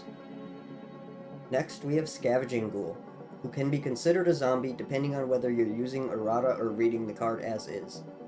The card is written during ABU as it listed as a ghoul though. It's an uncommon card and it costs 3 and a black, so it's 4 mana for a 2/2. That might not sound great, considering I was just complaining about Scathed Zombies, a whole mana cheaper, and it's not, but Scavenging Ghoul does have the ability to regenerate by removing a corpse counter from it. At the end of the turn, Scavenging Ghoul gets a corpse counter for each creature that died this turn without regenerating. There is some build-around potential there, but this card still kinda sucks. I'd feel really bad spending 4 mana on a 2/2 that maybe doesn't die sometimes if other things die, when I could instead be spending 4 mana to, like, blow up all the lands, or spending 1 mana to draw 3 cards. This thing is pretty bad, but it's not unusable. Just hope that if you get screwed into playing this, your opponent got screwed into playing worse creatures, because there are some worse creatures. This art is another Jeff A. Menges piece, and he definitely managed to get some emotion into this ghoul. I really like how he did the face, but overall this isn't one of my favorites of his. Luckily, art is subjective. Why would you pay 4 mana for a maybe do-nothing 2/2 when you could pay 5 mana for a flying 4/4 that gets stronger when things die? Singir Vampire is an uncommon creature that costs 3 generic and 2 black mana. It gets a +1/+1 counter each time it kills a creature, so when they block this thing, it gets bigger. This is actually a pretty solid threat in this environment, and I'd be happy to play this bad boy. The art is great too. I think this picture is so funny. Anson Maddox knocked this one out of the park. And speaking of Anson Maddox being awesome at art, this next creature is Wall of Bone, and I like his art for this one too. Wall of Bone is another uncommon creature. It costs 2 and a black mana, has a power of 1 and a toughness of 4, and it is a wall, so it can't attack. But it can regenerate for 1 black mana. As it's a wall, it's not going to be threatening your opponent unless you have an animate wall. Then you could put your opponent on a 20-turn clock, so that's scary and worth considering.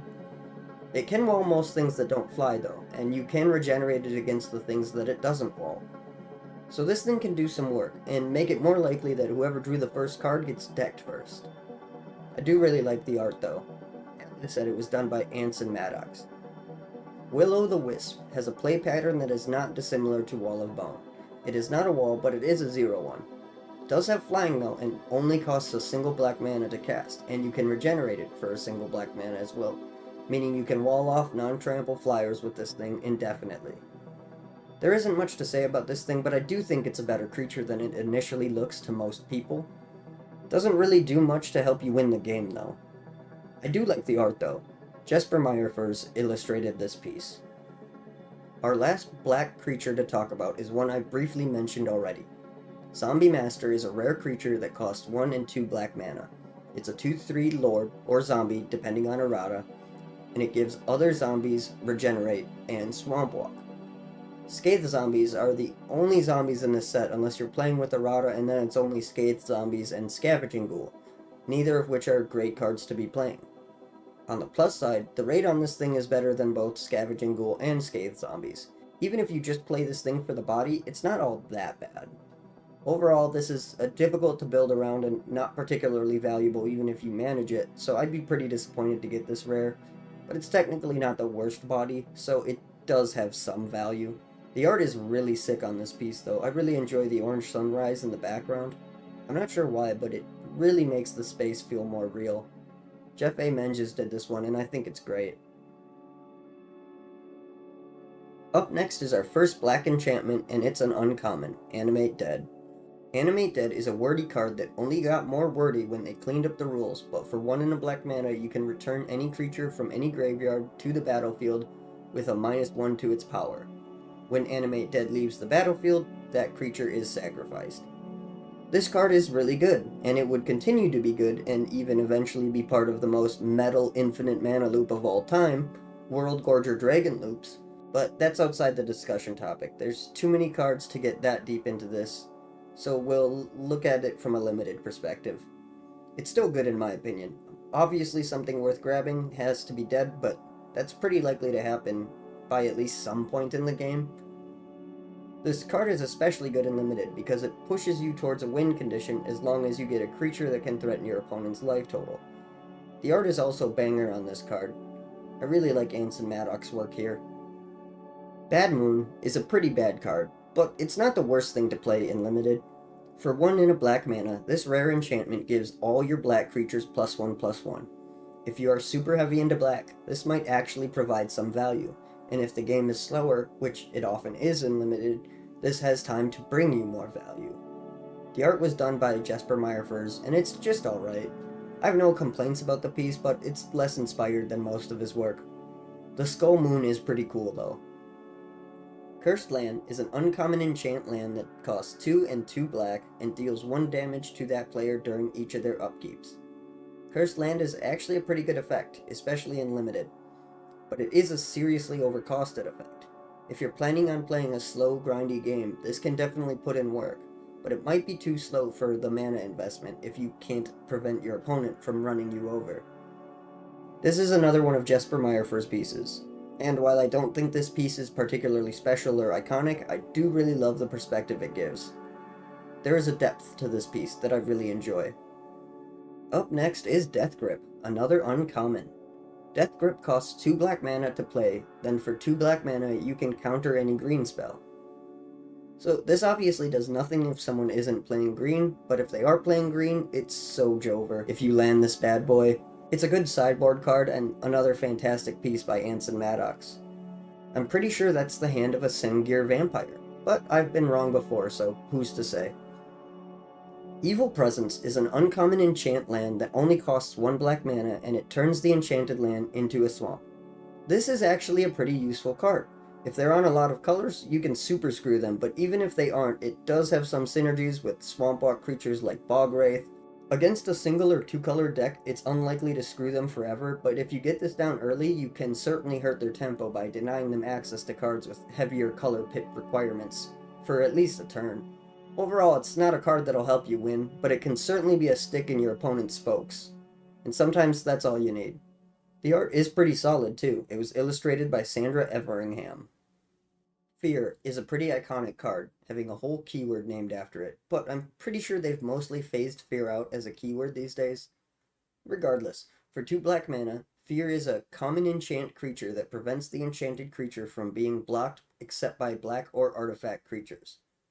This is pretty good if your opponent doesn't have black or artifact creatures, but otherwise it's dead. To be fair though, all artifacts are uncommon or rare and there's only like 4-ish artifact creatures, so in a limited environment they aren't too likely to have those. They might have some black creatures though. Either way, this is fine and does work when it's uncontested, but otherwise it's a bit of a dud. The art is kind of ridiculous as well. I don't hate it, but I do think Mark Poole was a bit outside his expertise with this one. Her face is so funny though. For 2 and a black, you can cast this uncommon enchantment that says fuck you to the white player. Gloom makes white spells cost 3 more to cast, and Circle of Protection costs 3 more mana to activate.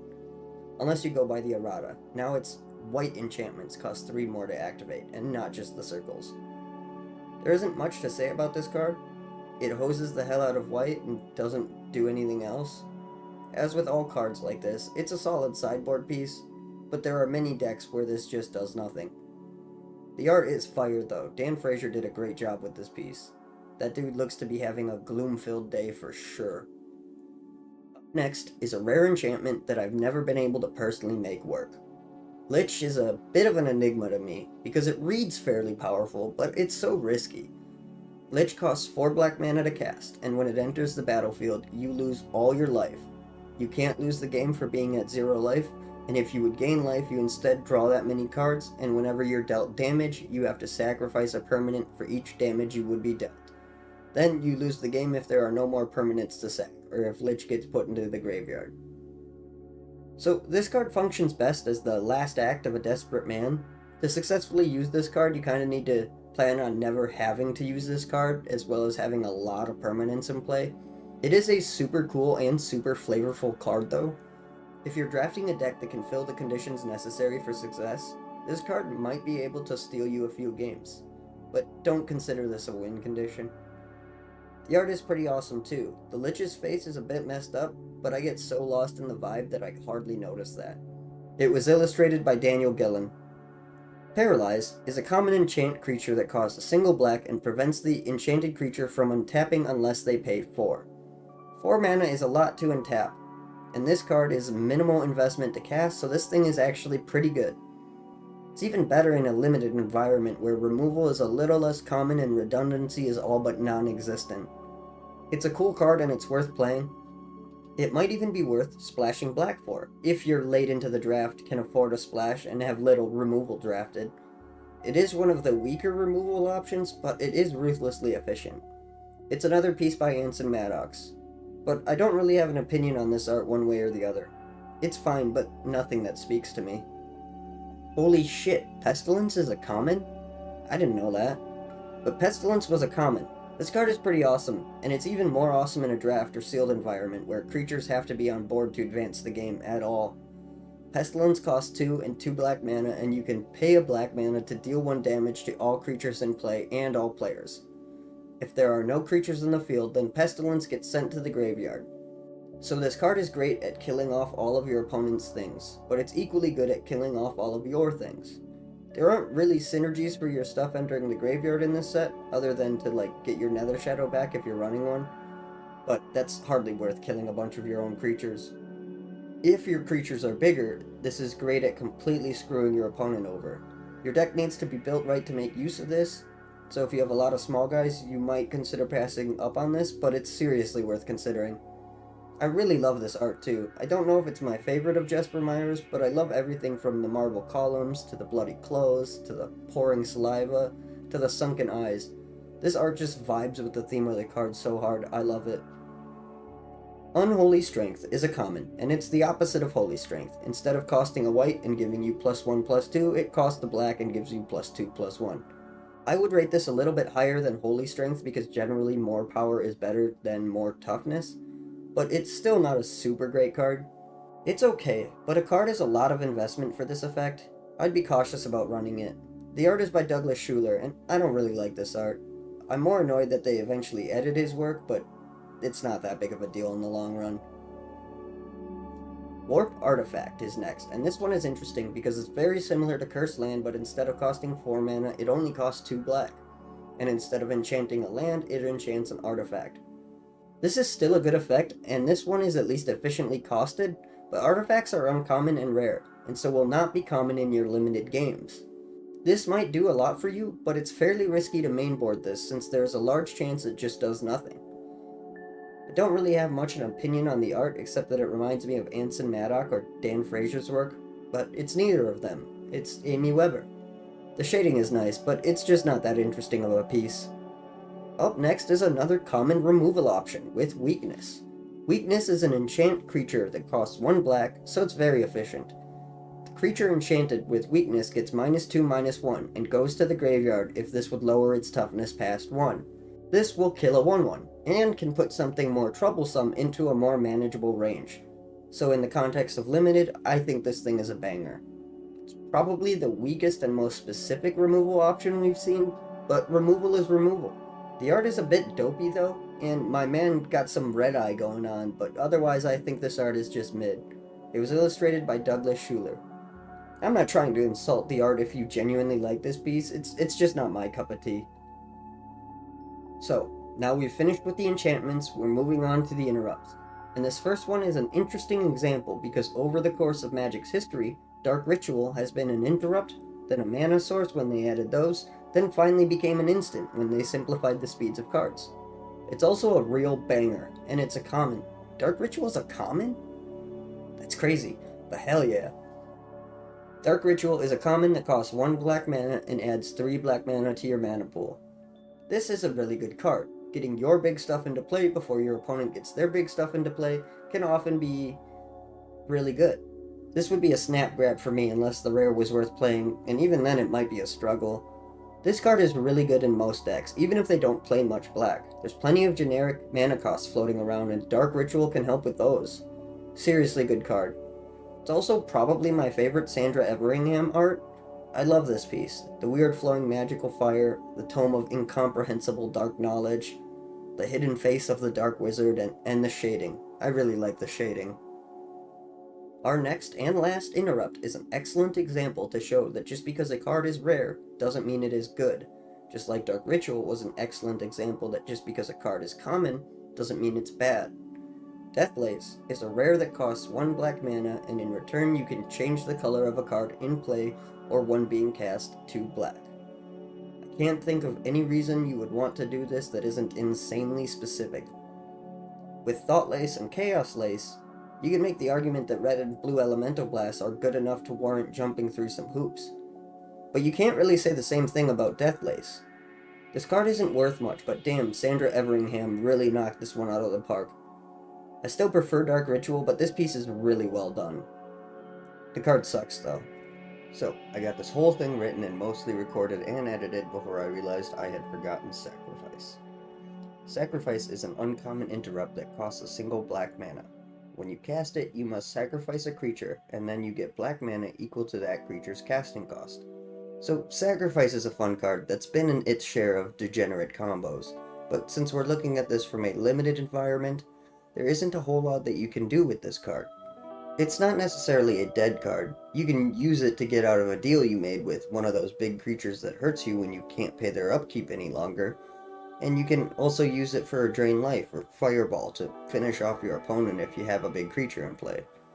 I won't go over every little corner case that this card has to sneak some value out, but if you're clever and creative, this card can do some stuff that might help you win. I wouldn't go out of my way to draft this though. Sacrifice was illustrated by Dan Frazier, and the art is pretty unsettling.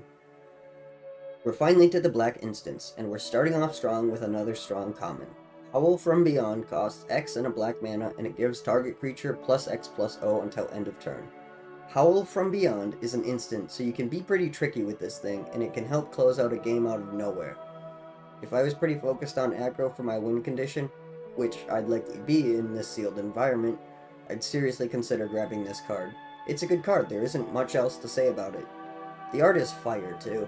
Mark Poole nailed this one. The next instant is an uncommon, and it's pretty interesting. Simulacrum costs 1 and a black, and when you cast it, you gain life equal to the life you've lost this turn, then Simulacrum deals the same amount of damage to one of your creatures. This is basically a healing spell, and it definitely has its place, but it trades a creature for damage you took, and it costs you a card. This could certainly save games for you, but it'll often just be wasting space in your deck. Might be worth drafting somewhat early if you're already committed to black and you've seen a lot of burn spells you didn't draft, but otherwise this will probably come back to you eventually. Also, in case, like me, you didn't know what a simulacrum is, it's basically a representation or imitation of a person or thing. The word comes from the Latin word simulacra, which translates to semblance. Anyway, the art is pretty sweet, and it's another Mark Poole illustration. Next is another piece of common removal. You love to see it. Terror costs 1 and a black, and it destroys a non-black, non-artifact creature and prevents it from regenerating. This is a good card. It's obviously got limitations, but in a draft, you're likely to find plenty of targets for this thing. The art is pretty awesome too, does a fairly good job of personifying terror, in my opinion. It was illustrated by Ron Spencer. The last instant we have to talk about is Word of Command. Word of Command is a rare, and it costs 2 black mana to do something confusing. The basics of this card is when you cast it, you look at your opponent's hand and pick one card for them to play. You can make their land drop with this, if they haven't. Otherwise, you can cast a card and pick the target for resolution, but the player you're controlling chooses how to tap their lands to pay for the spell. This card doesn't play with the rules nicely, and honestly, the effect isn't that great anyways. Like, if all they have in their hand is shitty creature cards, you just get to cast a creature. The high of this card can be absolutely nuts, and I'd probably grab it just to play with it since it's such a novel design, but I don't think it's particularly good. The art is also fine, but seems low effort. I might be wrong on that, I don't know much about creating art, but since it was made by Jesper Meyerfors, who was the art director at the time, in case you forgot, I wouldn't be surprised to find out that this art was made relatively last minute and he just made it as fast as he could. We finally hit the black sorceries, which means we're in for a bit of a treat. We finally get to talk about Ante. Ante was originally baked into the mechanics of the game, so a few cards from the early sets interact with Ante in a meaningful way. Odds are, if you're drafting this set, you're doing it with proxies, and if that's the case, Ante is potentially a fun inclusion to help liven up the draft. If you are drafting with Ante, this rare sorcery is the best card in the set. Contract from Below has you discard your entire hand, draw 8 cards, and put the first card drawn into the Ante pile for a single black mana. That's an absolutely insane rate. Drawing 7 cards for a single mana is absolutely insane. This is the best card, it's absolutely wild. This card laughs at Ancestral Recall and its puny +2 card advantage. In an anti-draft, I would snap pick this bad boy in a heartbeat, and you should too. Douglas Schuler illustrated this, and I have no notes, it's well done. Next up is another anti-card, and this one is not as good as Contract from Below, but it's still pretty decent. Dark Pact is another rare that costs 3 black mana and allows you to exchange the top card of your library with either card in the anti-pile. To start with, this is a lot of mana for an effect that really doesn't do much. If one of the antied cards is really good, this is a solid way to gain access to that card, but it depends heavily on what the antied cards are. When you ante, you put the top card of your library into the ante pile after shuffling, so there's no guarantee that either card in the pile will be worth playing or beneficial to your game plan. This card is a gamble, and might be awesome, but it's just as likely to not be great. It would be fun to draft this just for the novelty of it, but there are probably better cards in the pack, so be wary of playing this. This piece was illustrated by Quentin Hoover, and its art is pretty good. There are a lot of details that are fun to look at. Up next is the last anti-card in this set. As all the anti-cards this set are black cards. How flavorful. Demonic Attorney is a rare, like the other anti-cards, and this one costs 1 and 2 black mana. This one is wild, since it says that if your opponent doesn't immediately concede the game, each player must ante an additional card. This card doesn't actually do anything to help you win the game, and it causes you to spend more resources and risk losing another card if you lose the game. It could certainly put you on top if you already have the means to win, and maybe even force a concede if your opponent is worried about losing another card, but for the most part it's 3 mana do nothing. Again, it's fun to play for the novelty of it, but it's not really a good card. I do love the art though. That demonic judge is really funny looking. This was illustrated by Daniel Gellin. Up next is an absolutely insane card. Demonic Tutor is an uncommon that costs 1 and a black and searches your deck for any card. It's hard to overstate the value of this, because this card is literally just the best card in your deck for the situation, for 2 mana. This would be a snap pick for me, because it's basically just a second copy of any card that you need for any situation, assuming you have that card in your deck. Demonic Tutor is not just good and limited, but it's great anywhere it's legal to play. One of the better cards in this set for sure. The art is iconic as hell too. I love this art. It was illustrated by Douglas Schuler. Drain Life is interesting because its mana cost should be X and 1 generic mana and 1 black mana, but they didn't print the X on it for some reason on the earliest printings. It's a common card, and it deals 1 damage to any target equal to the amount of black mana spent in excess of its mana cost. Then you gain life equal to the life lost. If you drain life a creature, you can't gain more life than it has toughness. This card is pretty good, and it does the wonderful thing of helping you close out a game. It's not broken, and you need to be pretty heavy in black to get value out of this card, but I would draft this card over a lot of other cards. I'd put this as good, but not busted. I wouldn't pivot into black just because I saw this card in pack 2 or anything, but it's still pretty good. Drain Life was illustrated by Douglas Schuler, and it's okay. Hardly one of my favorite pieces. Up next is another rare sorcery, and this card is absolutely brutal. Mind Twist costs X and a black, and your opponent discards X cards at random. It's ruthlessly efficient, and with Dark Ritual floating around at common, you can rip a large portion of your opponent's hand early into the game. This effect is debilitating, and really hard to come back from. This card won't help you win the game, but it'll really hurt your opponent's ability to win the game. Mind Twist would definitely be worth drafting, and the art is especially haunting. Julie Barrow did a fantastic job with this one. Then we have Raise Dead, a common sorcery that simply returns a creature to your hand from the graveyard for a single mana. I'd say this is really efficient, but then Reanimate came out and blew this out of the water.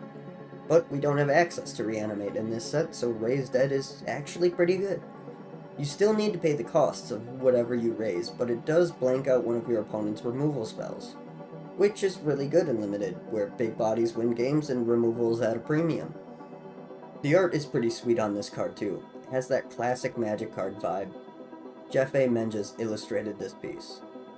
Sinkhole is a common sorcery that costs 2 black mana and destroys 1 target land. This is the most efficient land destruction spell in this format, and slowing down your opponent is pretty valuable. Not every strategy would benefit from taking the time and resources to blow up one of your opponent's resources, but it can be incredibly effective. But if you're heavy in black and playing a slower game, Sinkhole can be great for tripping up your opponents. It was illustrated by Sandra Everingham, and while the art is a little uninspired, I'm not sure how you could create an inspiring, artful piece of a hole in the ground. I think she did good with this one. But that's the last of our black cards, so we can finally move on to red. So, we're finally on to red, and we're starting with the creatures, the same as before. The first one we have to talk about is Dragon Whelp. Dragon Whelp is an uncommon dragon that costs 2 and 2 red mana. It's a 2/3 with flying, and you can spend a red mana to buff its power by 1. If you use this ability more than 3 times, Dragon Whelp is destroyed at the end of turn. So, by modern senses, this card is pretty bad, but it's okay for the time. It's not the best creature by any means, but it's decently costed for the time. Flying wins games in Limited, and having the option to pump this thing into a 5/3 each turn is pretty okay if you have nothing better to do with the mana. You certainly wouldn't be excited to see this in a pack, but it's better than a lot of the things that are around at the time. Dragon Whelp was illustrated by Amy Weber, and he's kind of a cute little guy. Up next is Dwarven Demolition Team, and this guy kind of sucks. It's an uncommon that costs 2 and a red for a 1/1, and that's a pretty terrible rate. You can tap it to destroy a wall, which isn't the most useless thing to be doing. There are a lot of walls in this set, so you're likely to run into a few in draft. But if you don't see a wall, this thing just sucks. It also dies to every piece of removal, so I'd be hesitant to actually play this piece of garbage. Personally, I'd skip over this thing unless I hadn't seen any way to deal with walls all draft, in which case I'd begrudgingly take this. The art is pretty good though. The dwarf that's running from the explosion shows a lot of emotion and really livens up the picture. All 3 of the dwarves have a lot of character. Kevin Brockschmidt did this piece, and it's well done. Dwarven Warriors is similar to Demolition Team in that it is a 1/1 that costs 2 and a red, but it's a common and the ability is more likely to be useful. You can tap it to make a creature with power 2 or less unblockable for the turn. You are also allowed to pump that creature after you've activated this ability. So this guy could let you get in for massive damage if you have a Howl from Beyond or similar. I'm not super hot on this card, but I do think it has more potential to be valuable in more situations than blowing up a wall. The art was done by Douglas Schuler. Earth Elemental is an uncommon vanilla creature that costs 3 and 2 red mana. For that investment, you get a 4/5 body. This card is just okay. It's a pretty big boy, which is nice, but it doesn't do anything. They can't all be impressive cards, I guess. The art was done by Dan Frazier, and it's not bad. I do like the Elemental's goofy face, but it is far from Dan's best work. Fire Elemental is pretty much the same as Earth Elemental. It's an uncommon vanilla that costs 3 and 2 red mana. The only difference between these cards is that it's a 5/4 instead of a 4/5. Power is usually more valuable than toughness, so this card is a bit better in my opinion. There isn't much to say about it though. The artwork is fire. It was illustrated by Melissa A. Benson. We finally get to see our first Goblin. Goblin Balloon Brigade is a hilarious card. It's a 1/1 for 1 red mana, and you can spend a red mana to give Goblin Balloon Brigade flying until end of turn. This card is an uncommon, and the rate on it is pretty decent. It's not the best rate in the world, but the flying is nice even if you need to invest mana to activate it. I'd be happy to draft this card, and the art is hilarious. I enjoy the more comical nature of most Goblin art, and this one started it all. It was illustrated by Andy Rusu, who only did art for 2 cards in this set. And staying on the subject of goblins, we have Goblin King, a rare card that gives your other goblins Mountain Walk and +1/+1 while this is in play. In a sealed environment, it will be hard to build enough synergy for this to be valuable. And without a decent amount of goblins, this is just a 2/2 for 1 and 2 red mana, making it a below rate creature. I'd probably pass up on this, but it would be fun to try and get enough goblins in draft to make this work. I wouldn't bet on it though. The art was done by Jesper Meyerfers, and he opted to explore the more violent and vicious nature of goblins in this art. I think it's a great piece. Next up is another rare creature. Granite Gargoyle costs 2 and a red mana for a 2/2 with flying, and butt pumping, as it's commonly known. He can increase his toughness at a rate of 1 per red mana. The flying is nice, and it's not the worst rate we've seen, but Granite Gargoyle is pretty underwhelming. Being able to pump its toughness can certainly help you not lose the game some of the time, but it's also pretty easy to get around with a lot of the removal in this set. Overall, this card is mid. The art is fantastic though. Another piece by the late great Christopher Rush. May he rest in peace. Then we have a common that's just a strictly worse version of Granite Gargoyle. For 2 and a red, Grey Ogre is a 2/2 vanilla creature. That's a pretty rough rate, but many of the red creatures aren't super efficient. The art is cool though. This one was done by Dan Frazier. Next is Hill Giant, which is a common that's basically just bigger Grey Ogre. Hill Giant costs 3 and a red, and for that extra mana you get an extra power and toughness, making this a vanilla 3/3. It's still pretty mid, and the rate is equally not great, but it's not the worst rate we've seen. This art was also done by Dan Frazier. Hurloon Minotaur is a common creature that costs 1 and 2 red.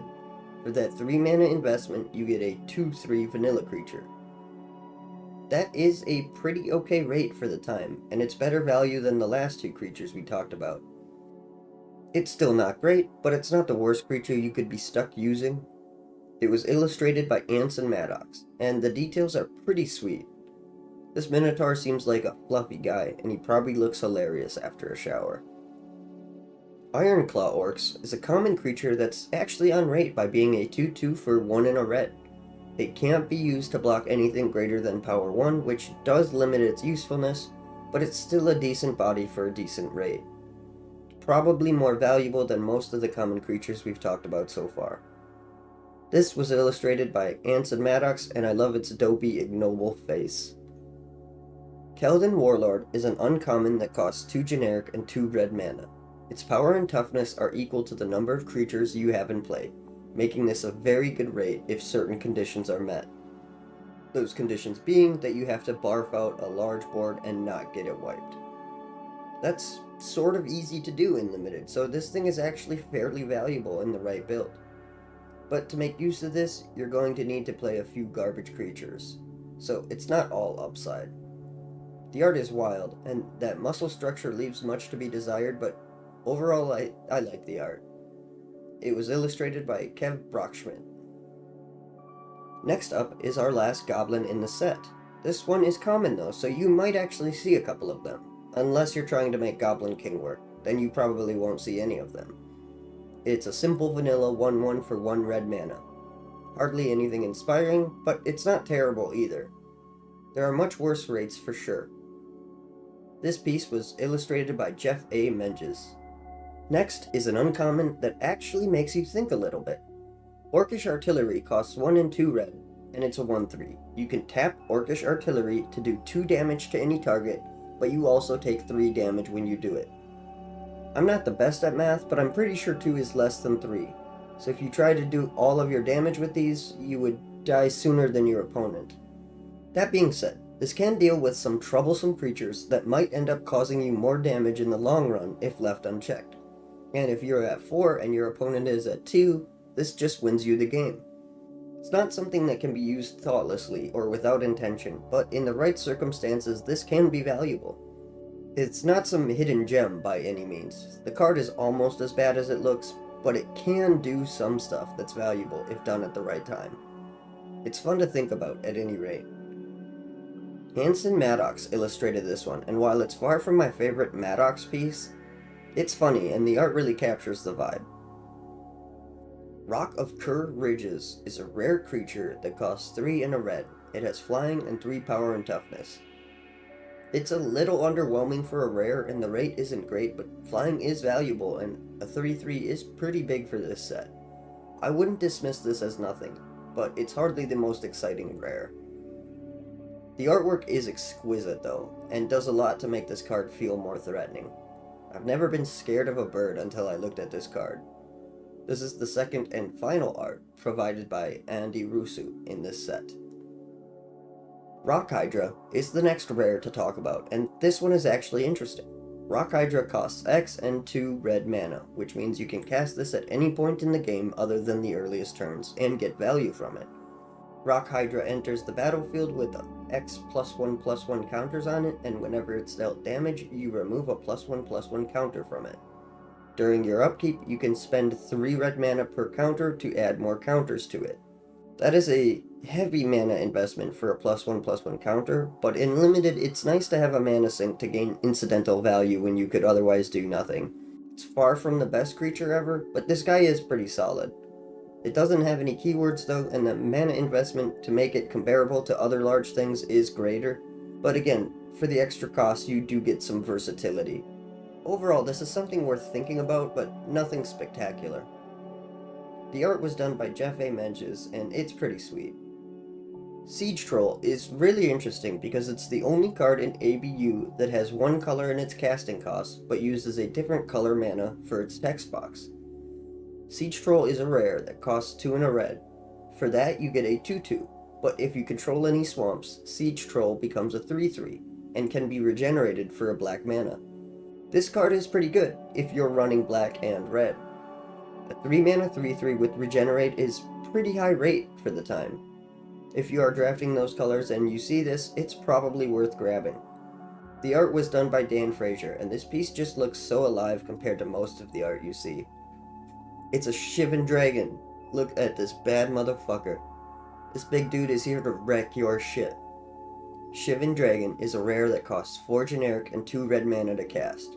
It's a 5/5 with flying, and it has fire breathing, meaning you can pump its power with red mana at the standard rate of 1/1.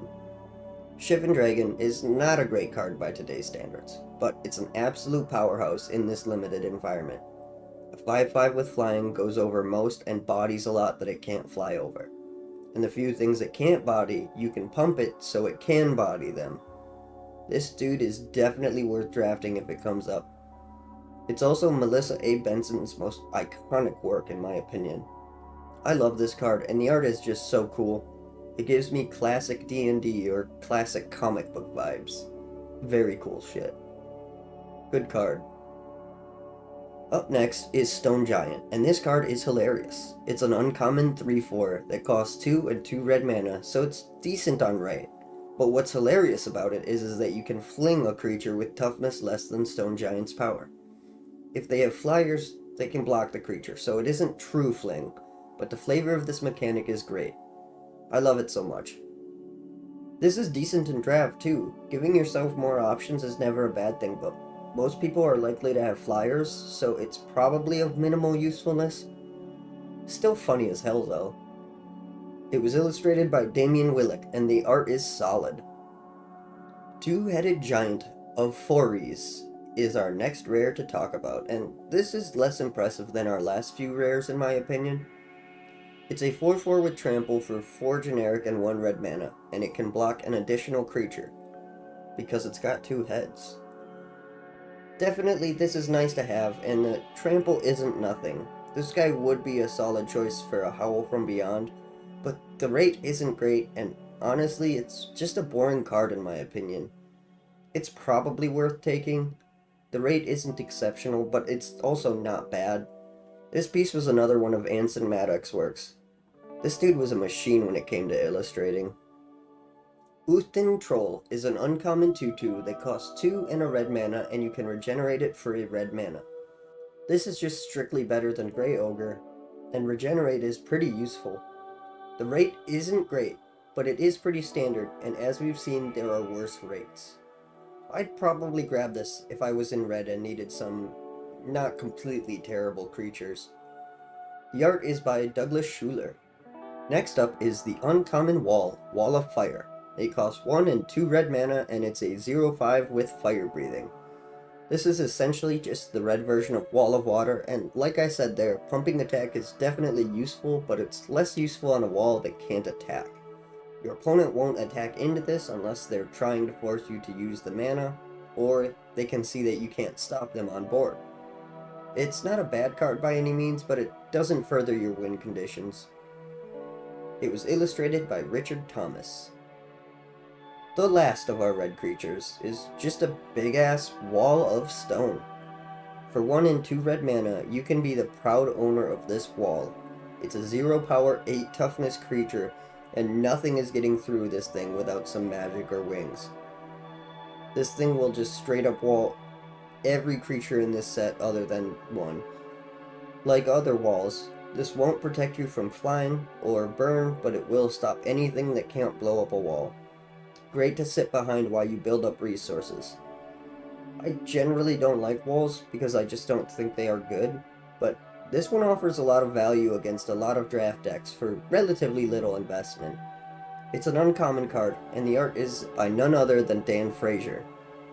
Apparently, in the early days, Jesper Meyerfer would call up the artists and read them off a list of card names, and they would pick ones out that spoke to them. It makes me wonder if at one point Dan was on a call with Jesper and he heard Wall of Stone, and he was just inspired and needed to create this. I have no idea if that happened, but it's funny to think about. Anyway, that's it for the red creatures, so we'll be moving on to the red enchantments next. First on our list of enchantments to talk about is Burrowing, which is an uncommon enchant creature that costs a single red mana and gives the enchanted creature Mountain Walk. I'd hardly say this effect is worth the mana. It would be fine to take this card over cards in a color you're not playing, but if your opponent isn't in red at all, then this is just a dead card.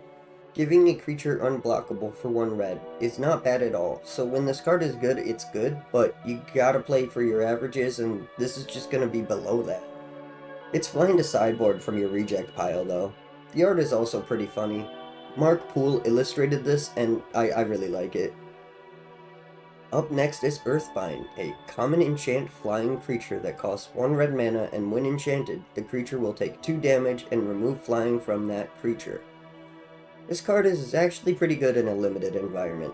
Dealing with enemy flyers is really helpful, especially if you weren't lucky enough to draft any good flyers yourself. This is by no means a game warping effect or a super strong card, and there is better removal out there, but this definitely has the ability to affect the outcome of a limited game.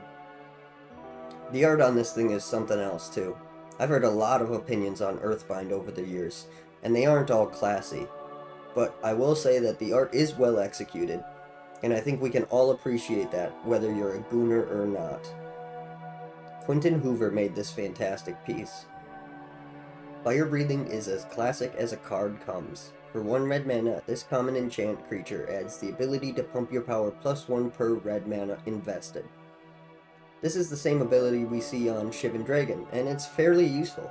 It's not quite a bomb, and Fire Breathing isn't the most efficient use of mana, but this does give you the ability to turn your extra red mana into pressuring your opponent's life total, and that's pretty good and limited. This wouldn't be anywhere near my first pick, but it's definitely worth considering. The art was illustrated by Dan Frazier, but I'll be honest, it's not one of my favorites. Up next is Mana Flare, which is a rare. For 2 and a red, you can cast this enchantment, which gives all players an extra mana when they tap a land. Mana Flare is cool, but you need to be built different for this card. If you got that dog in you, and cards like Fire Breathing, then Mana Flare can be a potential boon. But if you can't consistently make efficient use of that extra mana, you're just handing the game to your opponent. This might be hard to do in Limited, but it also means it's harder for your opponent to do in Limited, which means that if you can get it together, you're more likely to see success with this than if you tried this in Constructed. Mana Flare was illustrated by the late great Christopher Rush. Next is another rare. Mana Barbs cost 3 and a red, so for 4 mana this enchantment will deal a damage to each player every time they tap a land. This is a solid burn spell, and if you can guarantee that you can deal more damage to them or tap less lands than them, then this card will help you close out games. This is a pretty good card, but it definitely needs to be built around correctly. Mana Barbs was illustrated by Christopher Rush. Orcish Oriflame is up next, and this card is interesting because the alpha printing of this costs 1 and a red, whereas the beta and beyond printings have this card costed at 3 and a red. Orcish Oriflame gives all your attacking creatures +1/+0. So for 1 and a red, this effect is pretty fairly costed, and definitely worth playing. I'd be way less excited to pay 4 for this effect, but in Limited it probably still has some use. It's not the worst uncommon we've seen, but it certainly isn't great. This is another piece by Dan Frazier. Power Surge is another rare card and another burn enchantment. This enchantment deals damage to each player on their upkeep equal to the number of lands they didn't tap before their upkeep. This might seem stupid in today's game because if you have nothing to do with your lands, you could just tap them on your opponent's end step. But at the time, there was mana burn, so if you didn't have a mana sink, you'd still take damage from this. That being said, there are a lot of mana sinks, even at this point, so I don't think this card is particularly good. However, it does force some decisions that might not be optimal for a player, so it'll still potentially do stuff during games. Douglas Schuler did this piece. Oh baby, it's Raging River. This rare got pulled from the core set before revised for being unnecessarily complicated and confusing to players, but I think this card is pretty great. Raging River is an enchantment that costs 2 red mana, where you basically create a raging river that's flowing between the battlefield. So it effectively cuts the battlefield into 2 zones, and when you move to attack, your opponent decides which side of the river all of their non-flying creatures are on, and then you decide which side of the river all of your non-flying creatures are on. Then only creatures on the same side of the river can block those attackers. Does that make sense? This card is pretty sweet, and it's better than people give it credit for, because the defender has to choose first, so your decisions will be more optimized than theirs can be.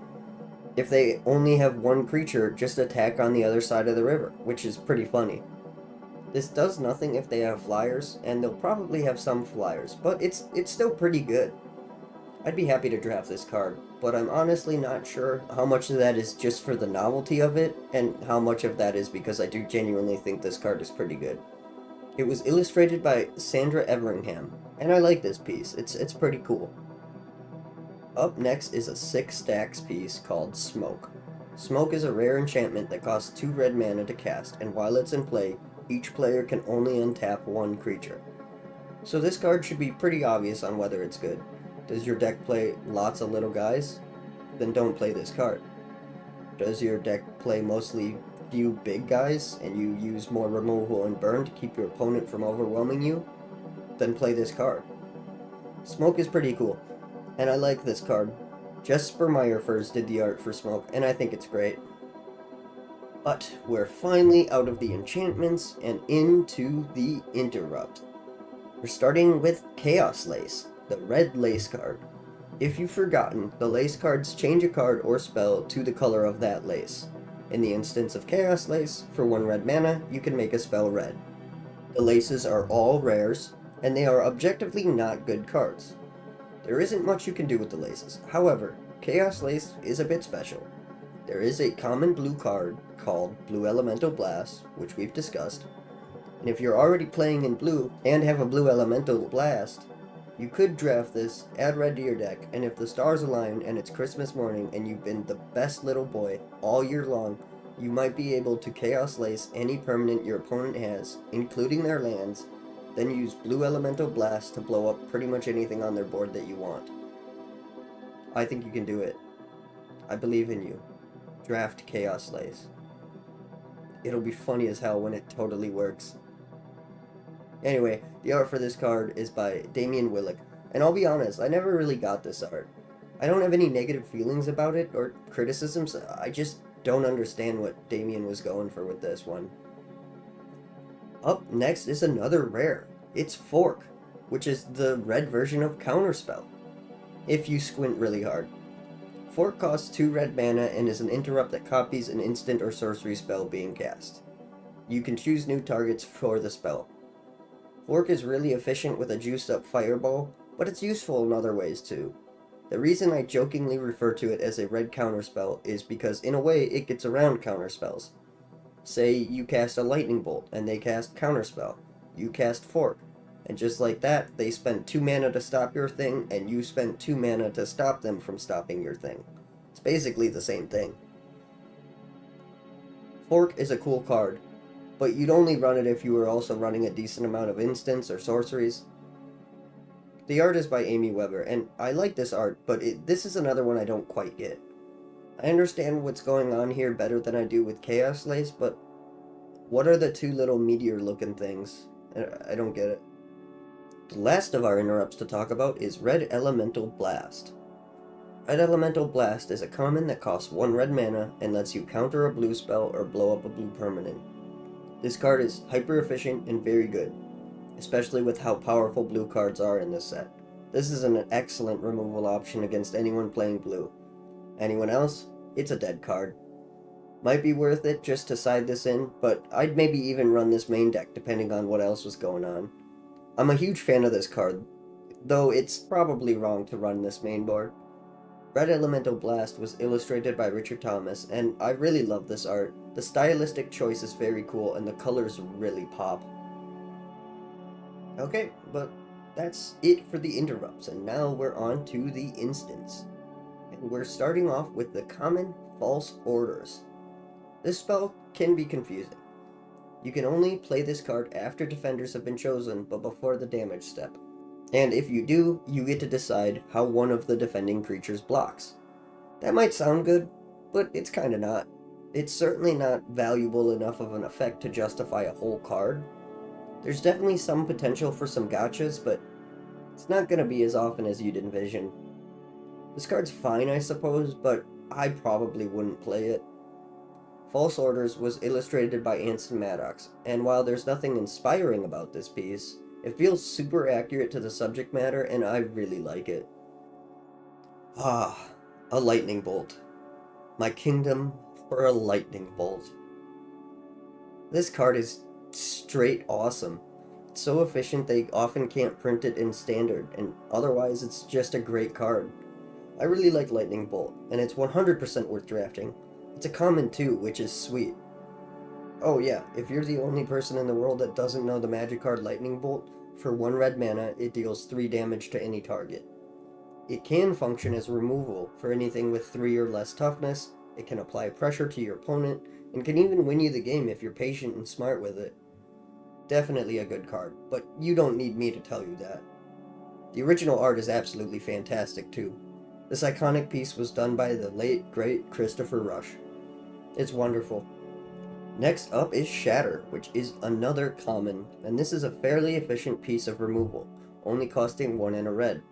But the issue is that this one only targets artifacts, while Disenchant hits both enchantments and artifacts. All the artifacts in this set are uncommon or rare, so there aren't likely to be too many going around. And of the ones going around, it's a toss-up on whether or not they're actually worth playing. Shatter can still be valuable, and it is solid removal. You'll just find less chances to use it than the other types of removal. It might still be worth drafting though, especially if you've seen some artifacts you didn't draft. The art is pretty cool for this piece too. It was illustrated by Amy Weber. The last instant we have to talk about is the uncommon Tunnel. Tunnel costs 1 red mana and it destroys a wall. That wall cannot be regenerated. So, this is also really specific removal, and the mileage may vary on how useful this ends up being. If you don't have flyers or strong removal options, there are some brutally tough walls that you might be screwed against. Or maybe you never see a single wall in any of your games. It's hard to say. It might be worth grabbing this, but I would prioritize cards that win you the game or are more flexible with their targets. The art is nice though.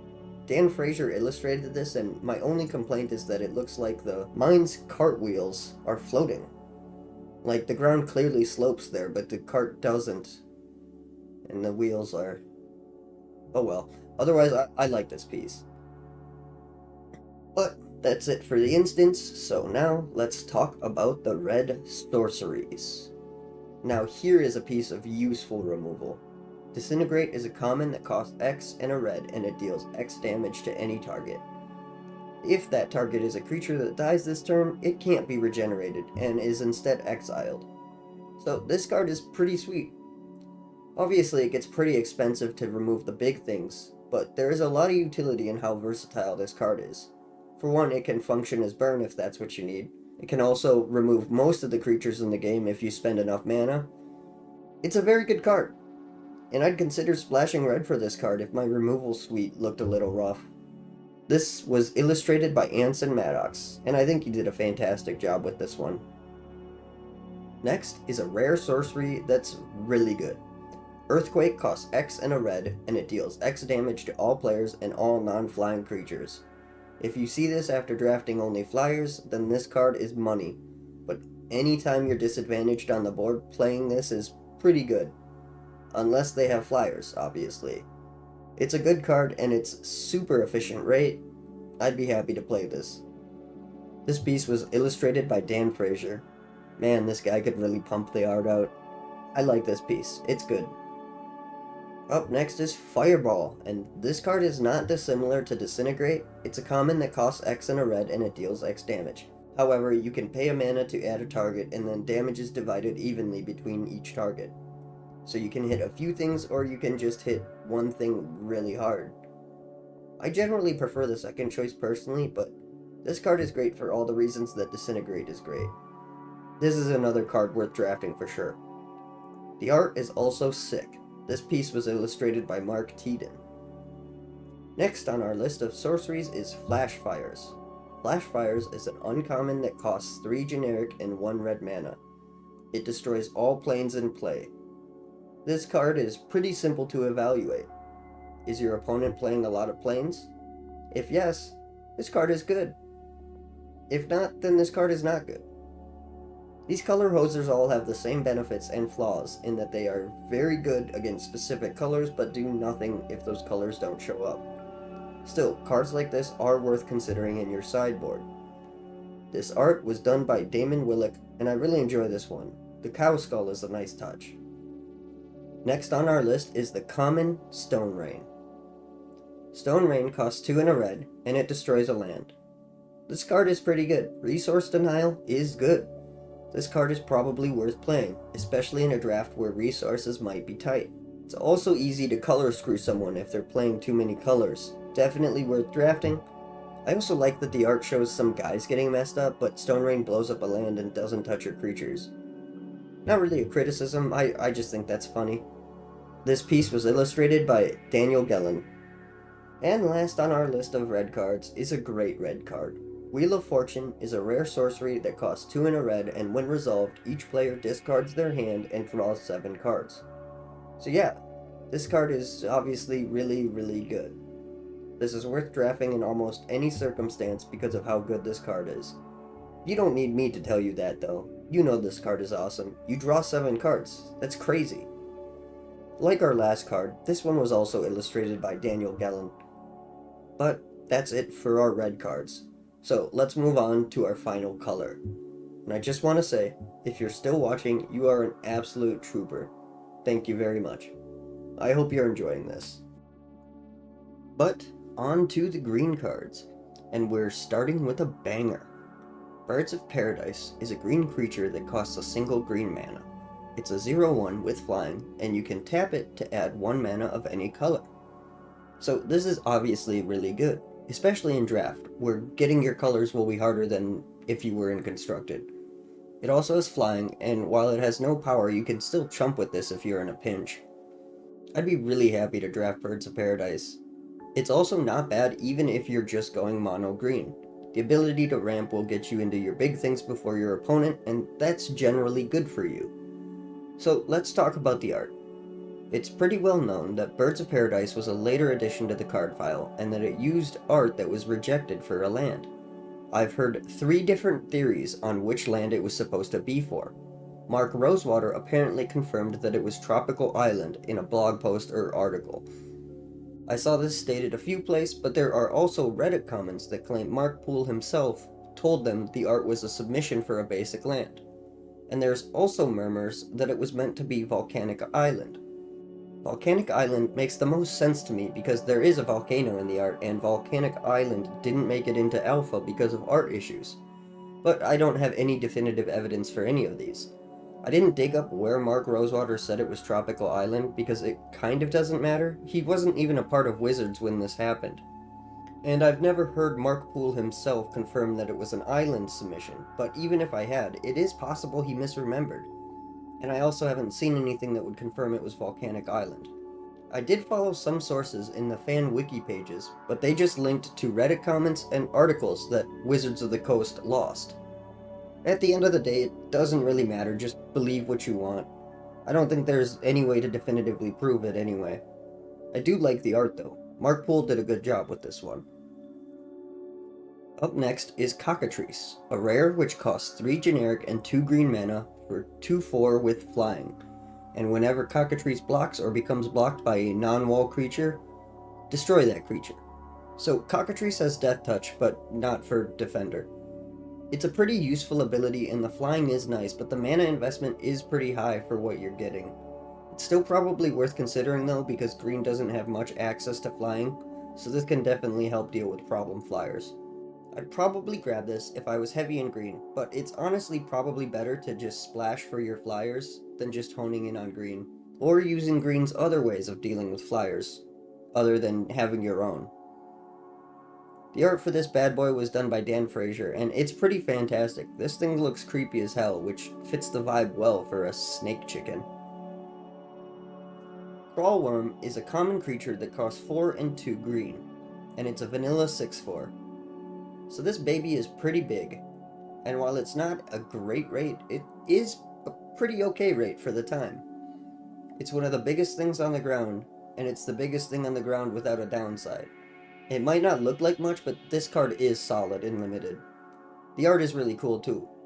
Crawlworm was illustrated by Daniel Gellin. Elvish Archers is a pretty sweet card. It's a rare that costs 1 and a green.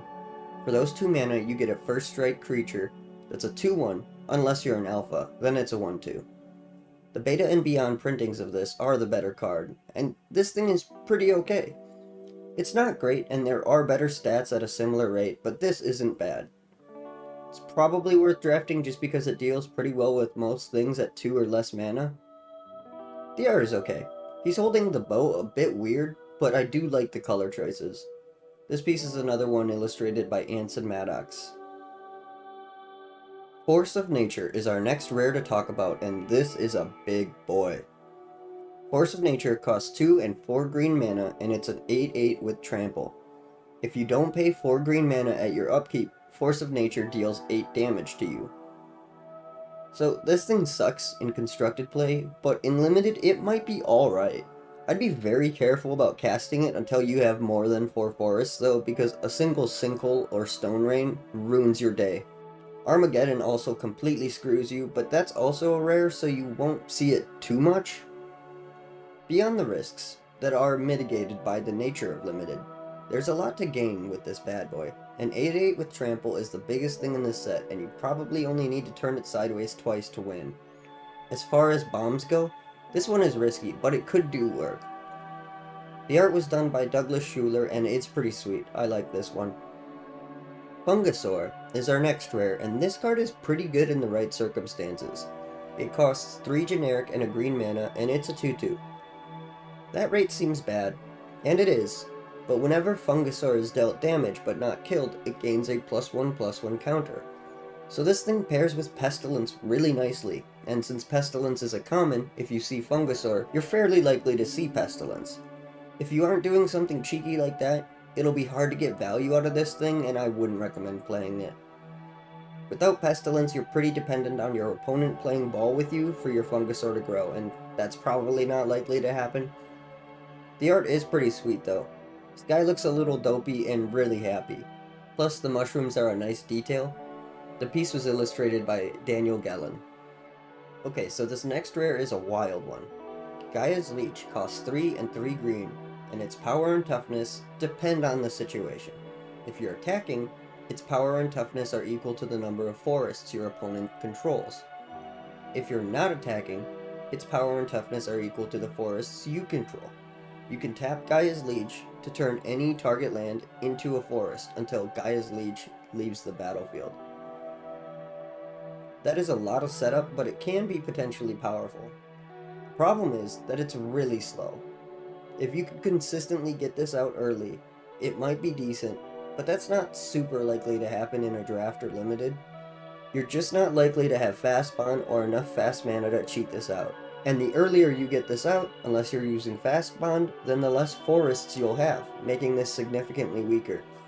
I don't think I'd even try to make this work, but you could still run it and hope it eats your opponent's removal or the game goes long enough for this to be annoying. I'd take pretty much any rare creature over this though. It doesn't have much ability to affect the game. The art is really interesting though. It's a little washed out for my tastes, almost like it's a filter over the screen instead of the guy just being light green, but the art itself is cool. Damian Willick did this particular piece. Up next is Giant Spider, and this is a common creature that's actually pretty good in the context of Limited. It costs 3 and a green, so it's only 4 mana for a 2/4. That rate isn't super great, but it does have reach. So while it's not a good creature on the merit of its stats, it can help you deal with flyers, and green has a few ways to pump its creatures if need be. I'd consider grabbing this anyway, but I probably wouldn't be excited to be in the position where I felt I needed to draft this. But that's how it goes sometimes. Sandra Everingham illustrated this giant spider. Now here is a classic. The OG Grizzly Bears. A 2/2 for 2. Grizzly Bears costs 1 and a green, and it's just a vanilla 2/2. It's a pretty good rate, and not a bad creature by any means. We've seen some stuff that's better, but not a whole lot. It's just a common creature, but it's not the worst thing to draft up. The art is pretty sweet too. It's nice to know that bear has a snack in case he gets hungry. Jeff A. Menges illustrated this. Next is another common with Ironroot Treefolk. This strong tree will cost you 4 and a green for vanilla 3/5. It's not terrible, but it's not great either. You draft this if you needed more green bodies, but I don't think you'd be too excited about it. It does chump for days with that big booty, but it's still not great. The art is pretty great though. It was illustrated by Jesper Meyerfurs. The next creature is an uncommon. Ley Druid costs 2 and a green for a 1/1 that taps to untap a land. This is fine. It's not great. There aren't any lands that tap for more than 1 mana in this set, but there are some enchantments that make it happen, and if you're building around this, it can provide some value, and even if you're not, it provides a little value, but there are better things you can be doing with 3 mana in most situations. The art is really good though. Sandra Everingham did this piece, and I really like it. Up next is the common Llanowar Elves, which is a much better card than Ley Druid in most circumstances. For a single green mana, you get a 1/1 that can tap for a green mana. Llanowar Elves is obviously a good card, and is probably the easiest mana acceleration to get your hands on in Limited. There isn't much to say about Llanowar Elves, it's just a good cheap card. I really love the art on this thing though. The first time I saw classic Llanowar, I was blown away. It wasn't what I was expecting at all, but it's so cool and full of character. Anson Maddox did this art. Up next is Green Flying Men, also known as Scribe Sprites. This is a common creature for 1 green mana, and it's a 1/1 with flying. This thing is pretty sweet. Good early game piece. The art is nice too. Amy Weber illustrated this one. Shannon Dryads are pretty similar to Scribe Sprites. It's a common 1/1 for 1 green mana, and it has an ability. Shannon Dryads has Forest Walk, which makes it unblockable if your opponent is playing green. This is fine, but significantly less valuable than flying. Not a terrible card, but it would be low priority in Limited. The art is pretty cool though. Anson Maddox illustrated this one. Wow, I've said his name a lot today. Thicket Basilisk is an uncommon and is basically Cockatrice without the flying. It costs a little less and it's still a useful ability, but this is probably less valuable than Cockatrice. Another thing these cards have in common is they were both illustrated by Dan Frazier. Up next is Timberwolves, a rare green spell that costs 1 green mana for a 1/1 with banding. This card is fine. It's just a 1/1 for 1 that can provide some utility with banding. I'd rather have flying, but if I had a decent amount of flying, then the banding would be nice. The art was illustrated by Melissa A. Benson. Oh my god, it's a draw engine in green! Viduran Enchantress is a rare that costs 1 and 2 green, and you get a 0/2 that lets you draw a card whenever you cast an enchantment. This is pretty dang good. I try to bait out your opponent's removal before you play this, but you should draft this if you see it. It's very good. The art is pretty sweet too. This piece was illustrated by Kev Brockschmidt. Up next is Wall of Brambles, an uncommon wall that costs 2 and a green for a 2/3 with Regenerate. So Regenerate is nice to wall your opponents off, and this thing is pretty cheaply costed to do that. It's not great by any means, and I'm not generally a fan of walls, but this could put in work. Wall of Brambles was illustrated by Anson Maddox. Wall of Ice is our next uncommon wall to talk about. This one doesn't have an ability or power, so it's a 0/7 for 2 and a green. Not quite as impressive as Wall of Stone, but it's still pretty big. A wall is a wall. It might be useful, but I'm hesitant to draft too many of them. This wall was illustrated by Richard Thomas. Next, we have a low to the ground wall, and it's a common. Wall of Wood is a 0/3 that costs a single green mana. Personally, I just pass up on this. It might be fine just walling your opponent for the early turns, but I don't really think it's worth it. Mark Teaton did the art on this one, and I like it, but I probably wouldn't play this unless I just wanted to look at the art. And our last creature to talk about is the common War Mammoth, a 3/3 with trample for 3 and a green mana. The rate is fine. This thing works pretty good with buff spells like Giant Growth, and it's of a decent size on its own. The trample is pretty nice too. It's just a fine creature for the time. Not bad, not great. The art is cool though.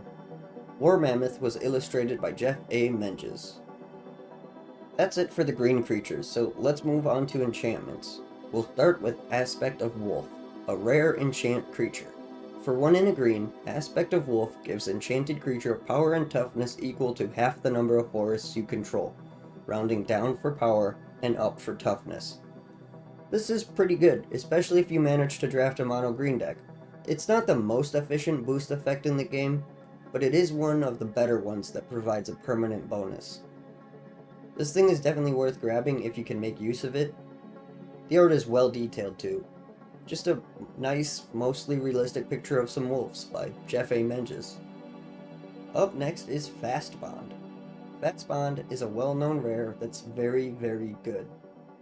The advantage you gain is a bit limited in limited play though. It's still a good effect and you can still supercharge your first turn, but with limited card advantage, you might find yourself in an unideal situation where you barf out your entire hand and your opponent easily checks it with like a Swords to Plowshare or Disenchant, and then you're just screwed. I'm not trying to say Fast Bond is a bad card by any means, just that you might have to play it more conservatively than you would assume. Still, probably worth drafting immediately. The art is also really freaking cool on this bad boy. It was illustrated by Mark Poole, and this is one of my favorite pieces. It's really good. I really like it. Our next card to talk about is Instill Energy, an uncommon enchant creature that costs 1 green mana. Instill Energy gives enchanted creature haste, and the ability to untap that creature twice in a turn. This card is very, very good. You can slap it on a Llanowar Elves to provide 2 mana each turn after it's played, or you could still energy a Gaia's Leech, turn 2 of their lands into a forest per turn, or you could do stuff that's even more degenerate.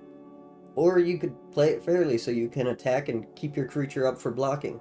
There's a lot of uses for this card, and it's really good. Definitely worth playing. Instill Energy was illustrated by Damian Wellick. Our next enchantment is a rare that costs 1 and 2 green. Kudzu is an enchant land that destroys the enchanted land when it's tapped. However, when that land is destroyed, the controller of that land can attach Kudzu to any land of their choice. So once you play this, unless the enchantment is dealt with, or the land it is on is destroyed by another effect, Kudzu will clear-cut every land in play eventually. This is a fun and interesting card. It adds another decision point to the game, which I usually enjoy. If you have smaller stuff than your opponent and you can get this out early, it's pretty good. If you have bigger stuff but can ramp, it also might be pretty good. This card depends on the game state even more than most cards, but it's definitely interesting. I draft it if only for the novelty of it. The art is fantastic too. Mark Poole illustrated this one and he did a great job in my opinion. Up next is the uncommon Life Force. Life Force costs 2 green mana, and once it's in play you can spend 2 green mana to counter a black spell. So this card is just the mirror image of Death Grip, and has the same strengths and weaknesses. It's really good if you get this out early against a black player, and it's really bad if you're not playing against a black player. Use it accordingly. Damian Wellick illustrates this, and I don't really have much of an opinion on this art. On to the next one. Living Artifact is a rare enchant artifact that costs a single green mana. Whenever you lose life, you put that many counters on Living Artifact, and at the beginning of your upkeep you may remove a counter and gain 1 life. I've already talked about how artifacts aren't going to be too common, because none of them appear as a common, but if you manage to draft a couple of them, this might be worth playing. It's not really a bomb at all, but Incidental Life Gain can be brutal in limited games. Oftentimes, it's really hard to attack, and this life gain might give you the breathing room you need to win. It's still pretty unlikely for this to even be applicable, but it's relatively low investment and it's limited, so your card quality is unlikely to be amazing. This one was illustrated by Anson Maddox, and it's a wild illustration. I do like it though. Up next is Living Lands. Living Lands is a rare enchantment that costs 3 generic mana and 1 green mana. It turns all forests into 1/1 creatures. This is something you'd need to be careful about when you play. Probably doesn't feel good to lose lands to chump blockers, but this is a perfectly viable win condition if you can properly set the stage. Be careful if you use this though, because a single Earthquake or Wrath of God would really make it hard to win that game. This piece was illustrated by Jesper Meyervers. Lure is an uncommon enchant creature that costs 1 and 2 green mana. Enchanted creature must be blocked by all creatures that are capable of blocking it. So this obviously has some pretty sweet applications depending on the current game state. Most obviously, you can put it on a big thing to make all their little utility creatures die, or if you have little things, you can sacrifice one by using it on that and forcing all their blockers onto your worst body for a turn. It's a fun and cool card, but it is a little overcosted in my opinion. Probably worth playing if you play a lot of creatures. The art is really cool on it too. Lure was illustrated by Anson Maddox. Then we have Regeneration, a common enchant creature that costs 1 and a green. This simply gives the enchanted creature the ability to regenerate for a green mana. This is pretty good if you have any creatures that are more valuable to you alive than dead. The art is absolutely fire for this thing too. It has a stained glass vibe to me, and I just really enjoy this one. Regeneration was illustrated by Quentin Hoover. Our next enchantment to talk about is Wanderlust, an uncommon enchant creature that costs 2 and a green. During their upkeep, Wanderlust deals 1 damage to enchanted creature's controller. So this is a fine little piece of burn to apply a bit of pressure on your opponent. It's not great, and the rate is high in my opinion, but it's not the highest cost for this type of effect in this set. This is probably worth playing since you're less likely to see an effective creatureless deck in draft. It's certainly possible, but it's less likely to be the case than in Constructed. The piece is also pretty sweet. This one actually feels like a classic painting, and I love that. It was illustrated by Cornelius Brudi. Then we have Web, a rare enchant creature that costs 1 green mana and gives enchanted creature +2 toughness and the ability to block flyers, known as Reach these days. So this one is kind of interesting. I'd say it's worth it in a draft depending on what your current card pool looks like. If you have a bunch of flyers and no non-flyers, this isn't a great card, obviously. But flyers are really good in Limited, so having some way to deal with them is usually a good plan. If this happens to be part of that plan, well, you could be in a worse position than this, for sure. It's definitely worth considering. It was illustrated by Rob Alexander, and his line work on the cocooned person is hauntingly good.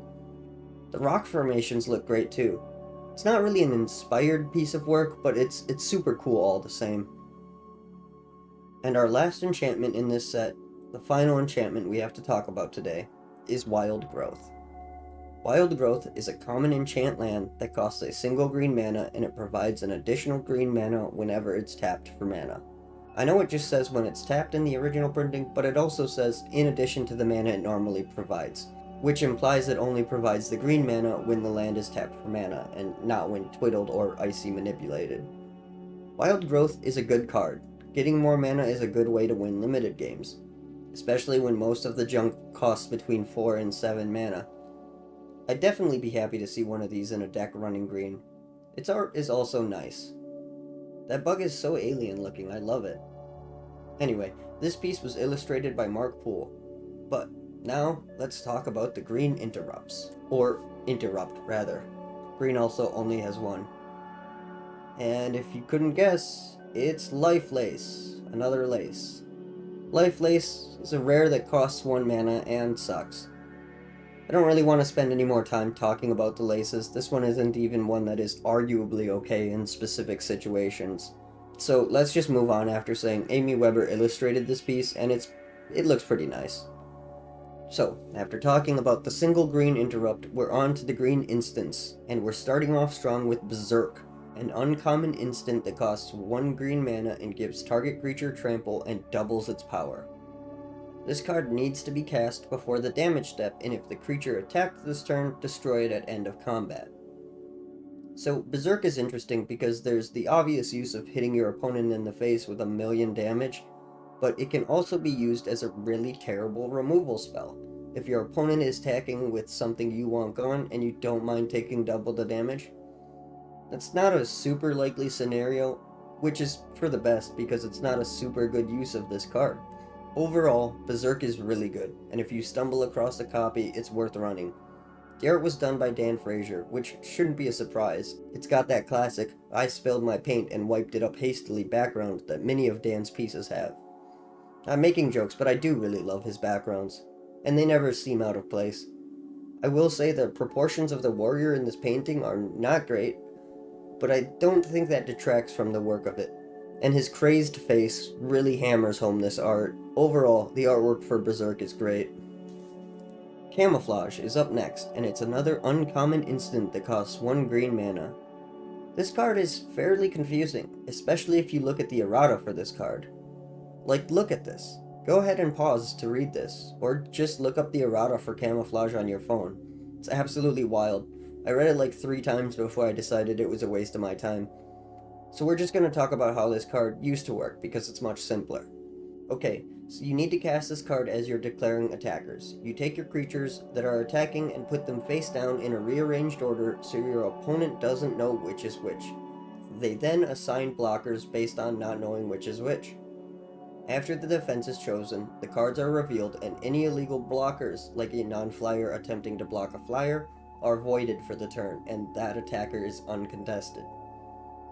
So this is kind of a fun mini-game card, and it's potentially pretty decent.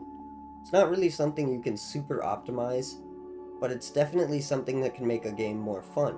And at the end of the day, isn't that what this is all about? I'd play with this just for the novelty and experience of it, but it could certainly be a boon for you. The art was done by Jesper Meyerfers, and it's pretty cool. Our next card is a common instant that costs a single green. It's the ever-popular Fog. Fog prevents all combat damage that would be dealt this turn, and it's an effect that has risen and fallen from fashion many times over Magic's zeitgeist? Yeah, that sounds right enough. Fog is one of those card effects that is sometimes good, but usually it's not. It would certainly be pretty low on my draft priority, but then I'd probably lose a match because of a well-timed Fog. Overall, it's a card that can buy you a turn. Sometimes that's valuable, sometimes it's not. Just depends on the game state. It's by no means a bad card, but the value isn't always there, so user discretion advised. This piece was also illustrated by Jesper Meyerfers, and this one is especially awesome in my opinion. I like the hazy silhouettes of troops in the background, it's very fun. Next up is the super popular Giant Growth, a common enchantment that costs 1 green mana and gives target creature +3/+3 until end of turn. So this combat trick is pretty sweet. +3/+3 is pretty massive for the time other than a few outliers, and this card is pretty versatile in any format where creature combat is likely. And I would say a draft of this set would make creature combat pretty common in most decks. This card is good. Not great, but good. The art is pretty iconic as well. This piece was illustrated by Sandra Everingham, and I really like this piece. That's a scary ass rat. Our final instant to talk about is a rare, and it's Natural Selection. This card is pretty awesome. For 1 green mana, you can look at the top 3 cards of your library, you can rearrange those cards, or you can shuffle them away. That's a pretty useful effect if you need to dig for a specific card. Obviously, these days, this is usually a blue effect, and it's gotten more efficient and better over time, but this card is still pretty good. I'd be happy to draft this card. The art is also absolutely incredible. Mark Poole actually made a mini graphic novel that involved this dude. His name is Tashiar, and he's a planeswalker. Also, Mark Poole illustrated this piece. That was probably obvious when I mentioned him, but I hadn't actually said that yet. But yeah, good card, and last of the instants, which means we're on to the sorceries. The first sorcery we have to talk about is the uncommon card Channel. Channel costs 2 green mana, and until end of turn, you can generate colorless mana at the cost of 1 life per mana. So this is pretty cracked. It's a super busted card, and you can do some crazy fun things with it. Even if you aren't doing something busted with it, plenty of cards have 3 or more generic mana in their cost, and so anything with a colorless cost of 3 or more can be cheated out early. There's no reason not to take this card if you have any chance at all of casting it. And the art is absolutely insane. I love this piece so much. I love how the power radiating out of his hand seems to distort perspective, like, is it behind his hand or in front of it? It's a subtle, well, not really an optical illusion, but I don't know what else to call it. And that old-ass wizard looks pissed and knowledgeable. This art is just awesome. The color choices are great, too. Richard Thomas illustrated this, and I think it's super cool. Up next is Hurricane, and this uncommon sorcery costs X and a green, and it deals X damage to all players and creatures with flying. So, back in the day, green had a decent amount of burn, which is fun. Hurricane is a pretty good card, especially in Limited. Flyers are at a premium, and this can also help push you closer to the finish line. You do need to be careful though, because it also pushes your opponent closer to the finish line. But, if they have a bunch of flyers, and you just have ground guys, you clear their board, and finish with lethal, mitigating the additional risk you created by burning yourself. Overall, this is a great card in Limited, and I'd be super happy to see one. The art is pretty sweet too. Has that classic oil painting vibe. I enjoy this piece. It was illustrated by Damon Willock. Then there was Ice Storm, an uncommon sorcery that costs 2 and a green and destroys any one land. So it's just green Stone Rain, but at least it's uncommon instead of common. We've talked about this kind of effect a lot. Land destruction is pretty good, and this is no different. There's a lot of reasons to play this card. The art is well done too. I'm cold just looking at this thing. This piece was illustrated by Dan Fraser. Then we have Regrowth, another uncommon. This sorcery costs 1 and a green and returns any card from your graveyard to your hand. This card is very, very good, and very efficient. I would snap this baby up if you see it. It's just your best card a second time, which is pretty dang good. The art is also really inspiring. The soft sun rays shining down onto a fresh sapling is just a great choice for this card. Damon Willick provided this wonderful illustration to us. The next card we have to talk about is pretty simple. It's the common Stream of Life, which costs X and a green, and you gain life equal to X when you cast it. It's a simple card, but it's a fairly useful effect. Life gain will never win you the game, but if your game plan is a little sluggish, it might give you the time you need to win the game. I wouldn't jam this in every deck, but there's definitely a place for it depending on how your deck functions. This piece was illustrated by Mark Poole, and this piece is also pretty awesome. I really like it. Tranquility is a common sorcery that destroys all enchantments for the low cost of 2 and a green. This card is super sick and limited. If you can bait out your opponent into dumping all their enchantments and then just blank them all with one card, you are in a great position. Unless I was able to draft some disenchants, I'd definitely grab this and force myself into green. There are so many enchantments floating around in this set, and many of them are pretty damn debilitating. This piece was illustrated by Douglas Schuler, and I'm really impressed with this one. I think his strength as an artist isn't shown in all of his pieces as brightly as it is in this one and a few others. This is definitely one of my favorite Schuler pieces. I don't think he's bad, I just think at this point his human anatomy wasn't great. This art is damn near flawless though. And here we are. We're not only at the last sorcery, but also the last green card, and the last colored card of the set. I gotta say, going through all these cards has been a bigger workload than I initially anticipated. Good thing it was really fun to do. But anyway, here's Tsunami, an uncommon sorcery that costs 3 and a green that destroys all islands. So this is one of those hoser cards we've talked about. This one is a little worse than Flash Fires because the dude with islands probably has counterspells, but if you catch him lacking, he's gonna be lacking all game. Like all the hosers, it's insane when it works, and does nothing if they aren't in that specific color. It is a good card though, and on the flip side, it might be better than Flash Fires, because islands are generally more scary. Overall, it's a good card. The art is fantastic as well. I really like this style that Richard Thomas uses occasionally. Really looks good on a Magic card in my opinion. But now we are done with the colored cards, and onto the artifacts. This section will look a little different than the other sections, because there aren't colorless artifact enchantments or artifact sorceries, so this section will naturally be different. To smooth the transition for anyone who fears change, we will start with creatures, like we have with every other section. Our first artifact creature is the rare Clockwork Beast, a beloved design. Clockwork Beast costs 6 generic mana and is a 0/4, but it comes into play with 7+1/+0 counters, so it's effectively a 7/4.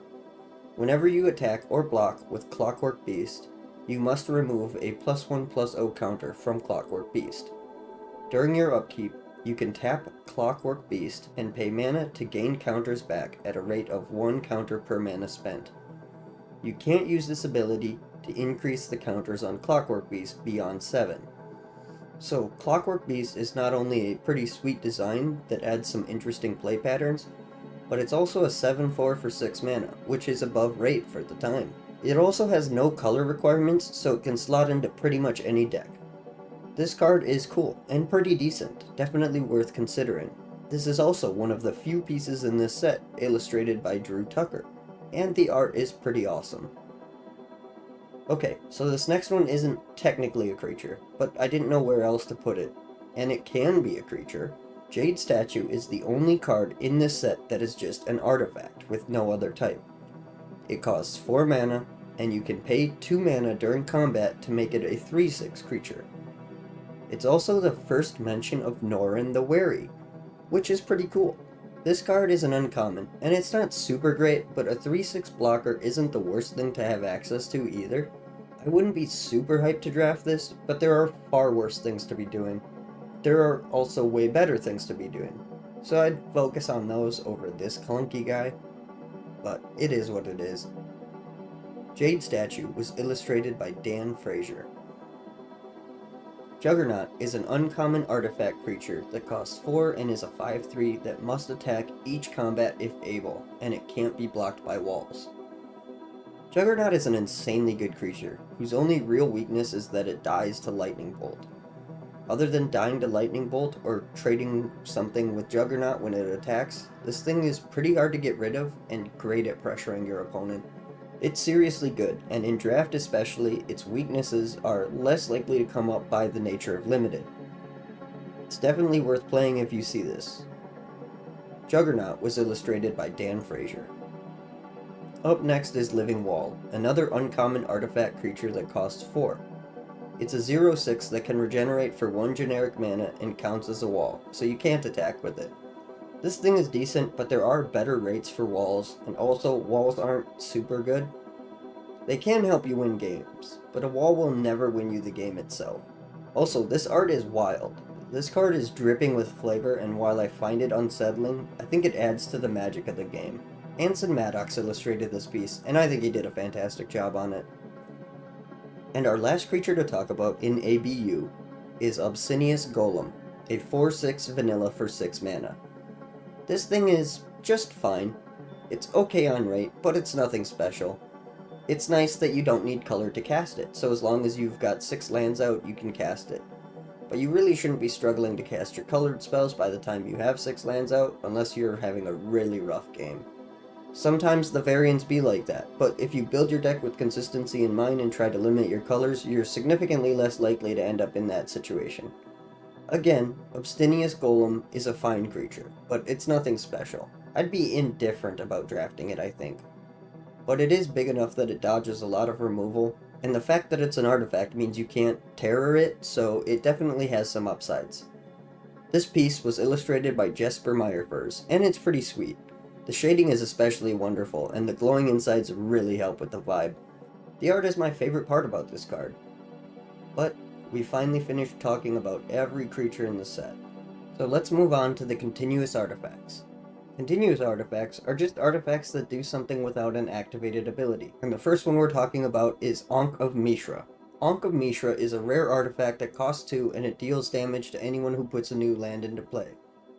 This is really good, especially if you've drafted a low to the ground burn deck and you don't rely on as many land drops as your opponent. This definitely only goes in a specific kind of deck, but if you have that specific kind of deck, this card is well worth considering.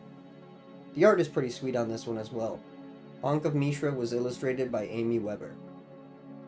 Next on our list is Black Vice, an uncommon artifact that deals damage to an opponent during their upkeep equal to the number of cards in their hand minus 4. It costs a single mana to play this spell, and it can be super brutal in the early game. As the game goes on, players aren't super likely to have a full grip, with the rare nature of card advantage in this set, but early on this can apply a significant amount of pressure. It's a really good card, and I'd draft this for sure in any deck that was aggressive or full of burn. It's a seriously good card. It was illustrated by Richard Thomas. There sure is a lot of burn in this set, and a surprising amount of it is in the artifact slots as well. Copper Tablet is an uncommon artifact that costs 2 mana and deals 8 damage to each player during their upkeep. There isn't much to say about this card. It's a decent burn if that's what you're in the market for. It does apply pressure to you as well, but it does pressure your opponent first because it'll be cast during your main phase, so the first damage it deals is to your opponent. It's far from the best burn spell in this list, but it's pretty decent for sure, worth considering at any rate. This piece was done by Amy Weber, and it's pretty cool. Oh boy, it's a Dingus Egg. Dingus Egg is a rare that costs 4 mana, and whenever a land is put into the graveyard from the battlefield, Dingus Egg deals 2 damage to that land's controller. So Dingus Egg is kind of just reversed Ankh of Mishra, but it also costs twice as much.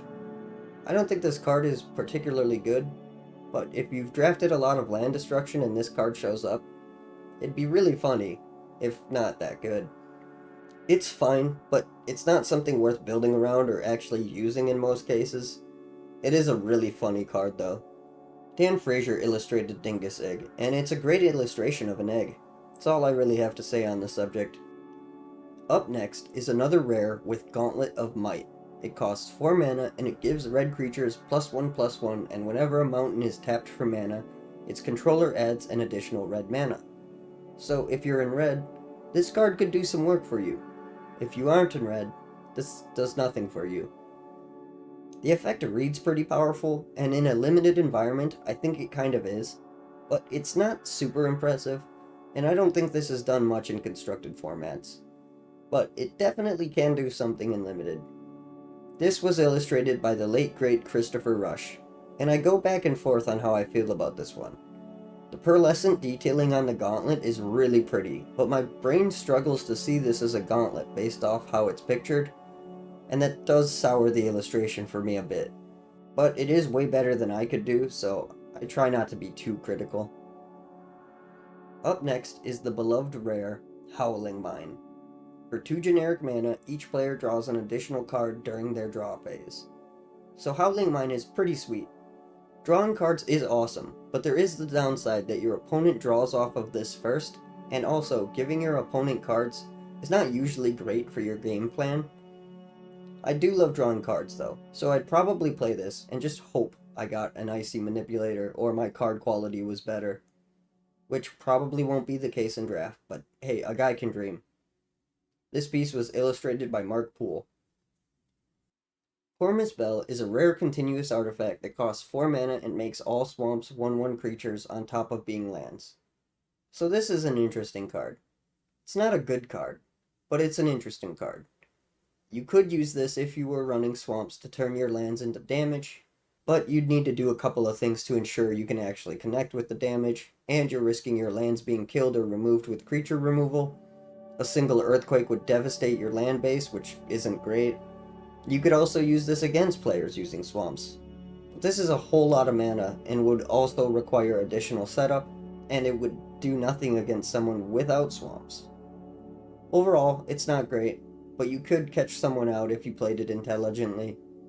It has some uses, but they are very niche. Cormus Bell was illustrated by the late great Christopher Rush, but this isn't one of his better pieces. Nothing wrong with it, it's just not super iconic. Then we have Library of Leng, an uncommon artifact that gives you no maximum hand size and lets you put discarded cards on top of your library. This is a small mana investment of 1, and it definitely has some uses, but I'm gonna say that this is not valuable, especially in a draft environment. It's fine, but you're probably better off drafting something else unless you've already drafted something that can abuse this. It's pretty hard to consistently get more than 7 cards in your hand in limited though, so the value probably just isn't there. Daniel Gellin illustrated this, and I really like this artwork. It vibes well with the card. Up next is the dreaded Meekstone, a rare artifact that costs 1 and makes it so creatures with power greater than 2 don't untap during their untap step. So this card does require some build around considerations while using it, but if you're able to build a deck that is less bothered by this than the average deck, then this can be absolutely crippling to your opponents. It's worth considering for sure. It was illustrated by Quentin Hoover, and I like this art. I don't have much to say about it, but I like it. Our next rare is Sunglasses of Urza. This card seems like a meme, and it's definitely funny. For 3 mana, you may spend white mana as though it were red. So this obviously requires you to be in both red and white, and it is just another way to help fix your mana. It's pretty much the only way to fix your mana in these colors, but it's still not great. It might be worth playing, but it's so specific and it doesn't really unlock any degeneracy, so I'm not too hot on it as an actual playable piece, but it is playable. This piece was illustrated by Dan Frazier, and I do really like the art. The lenses look like they were made from Mox Rubies, which is flavorful and funny. Our last continuous artifact to talk about is pretty infamous and wildly hated by many Magic the Gathering players. Winter Orb is a rare that costs 2 mana and it prevents players from untapping more than 1 land a turn. This is a fantastic control piece, but it isn't the easiest card to play effectively.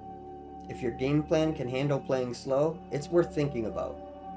If your game plan can't handle playing slow, maybe get your hands on a Shatter so you don't have to deal with this. The art was done by Mark Teeden, and those bears are really funny looking, but I do like the art. It is a bit gruesome, but I've always found this particular art to be relatively comical. That's it for continuous artifacts, so now we're moving on to the mono artifacts. Mono artifacts are basically just artifacts that require tapping to activate their activated abilities. The first one we're going to talk about is the uncommon Basalt Monolith. Basalt Monolith is interesting because you can basically store 3 mana to be used at a later time. You can abuse this a little bit with Twiddle, but it's hardly worth doing so in most instances. And other than that, there isn't much you can do with Basalt Monolith in this set. The cards that break this card come later, so they aren't a consideration here. It's not a bad card by any means, but its usefulness is definitely limited within the context of limited. The art is pretty though. Jesper Meyer first illustrated this one. Oh wow, it's Black Lotus. Have you ever heard of this card? It costs 0, and you can tap and sack it for 3 mana of any color. Wow! So yeah, Black Lotus is Black Lotus. You know this card is good, so we'll just move on. The art is super iconic though, and this is another piece illustrated by the late great Christopher Rush. Super awesome art. Celestial Prism is an uncommon that costs 3 and you can pay 2 mana and tap it to filter that mana into a single mana of any color. This definitely has some uses, and if you have some strict color requirements in some cards too good to pass up, this might be worth running, but you're never going to be excited to use this. It was illustrated by Amy Weber. Oh boy, it's Chaos Orb. Chaos Orb is the worst best card in the world. This thing is awful when you really need it to work if you're not great at flipping it. I'm not great at flipping it, but it is a fun card to play around with once in a while. From a power level standpoint, it's pretty solid. It can blow up any permanent for only 3 mana, and you don't even need to invest the mana at the same time. Depending on what rule set you're using, this thing can hit multiple targets, which is pretty cool. Removal is a premium, so it's definitely worth considering, but just know that this thing will let you down when you need it most. The art is absolute fire though. Chaos Orb is just so cool. I love this art so much. Oh yeah, it's a rare. Okay, next on the list is a card you may have genuinely never heard of, or equally likely you completely forgot it existed.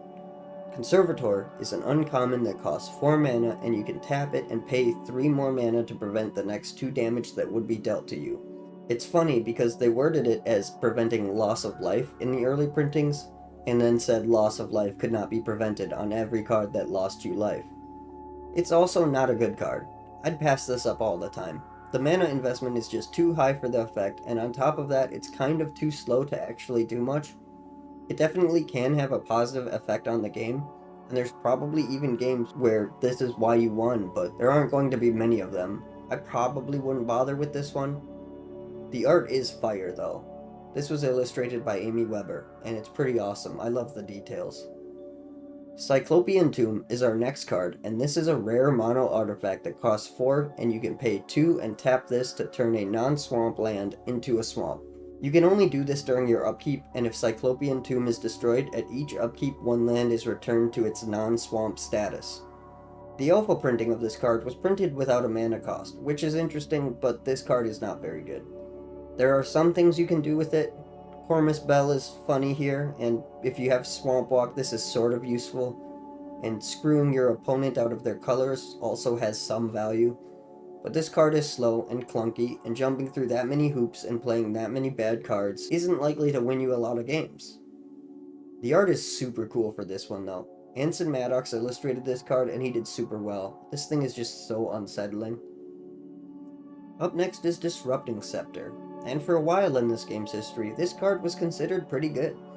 It's a rare artifact that costs 3 and you can spend 3 and tap it to force your opponent to discard a card. In the context of limited, this is pretty good. Card advantage is king, and while your opponent discarding their worst card might not be great, it does mean they have one less card. For 3 mana a turn, you basically negate their draw step, and it just depends on the decks if that's valuable to you or not. It's definitely not a bad card in the context of limited though. The art was illustrated by Dan Frazier, which is pretty obvious because it has that classic Dan Frazier background I appreciate so much. The scepter itself is also pretty well detailed and cool looking. We've talked about Urza's sunglasses, but he also had a pair of regular glasses. Glasses of Urza is an uncommon mono artifact that costs 1 and you may tap it to look at your opponent's hand. This is an okay effect. Learning hidden information can certainly be useful, but if your deck doesn't really have a way to do anything about that information, then this card isn't doing much. If you run a lot of counter magic and removal, this effect might be worth it. And if you really need specific cards to resolve for your game plan to work, this could also see some value in that situation as well. So it has uses, but it's just not generally useful. Glasses of Urza was illustrated by Douglas Schuler. Next we have the rare Helm of Chatzook. Helm of Chatzook costs a single mana and you can pay 1 and tap it to give one creature the ability to band. So this is fine. It's deck dependent and also dependent on how much you want to deal with the mess that is banding, but if your deck is built for it, this can provide some value. But it does need your opponent's deck to play along, at least a little bit. That's not likely to be a problem in Limited, since most decks will have some level of creatures, but it's still a small consideration. If you want to play with banding, grab this baby. It's pretty cheap mana investment, but otherwise I'd just pass on this. Now we're talking about another big boy from back in the day, with Icy Manipulator. Icy Manipulator is an uncommon that costs 4, and you can tap it and pay 1 to tap target artifact, creature, or land. Icy Manipulator has a lot of utility, and can adjust as needed to the situation.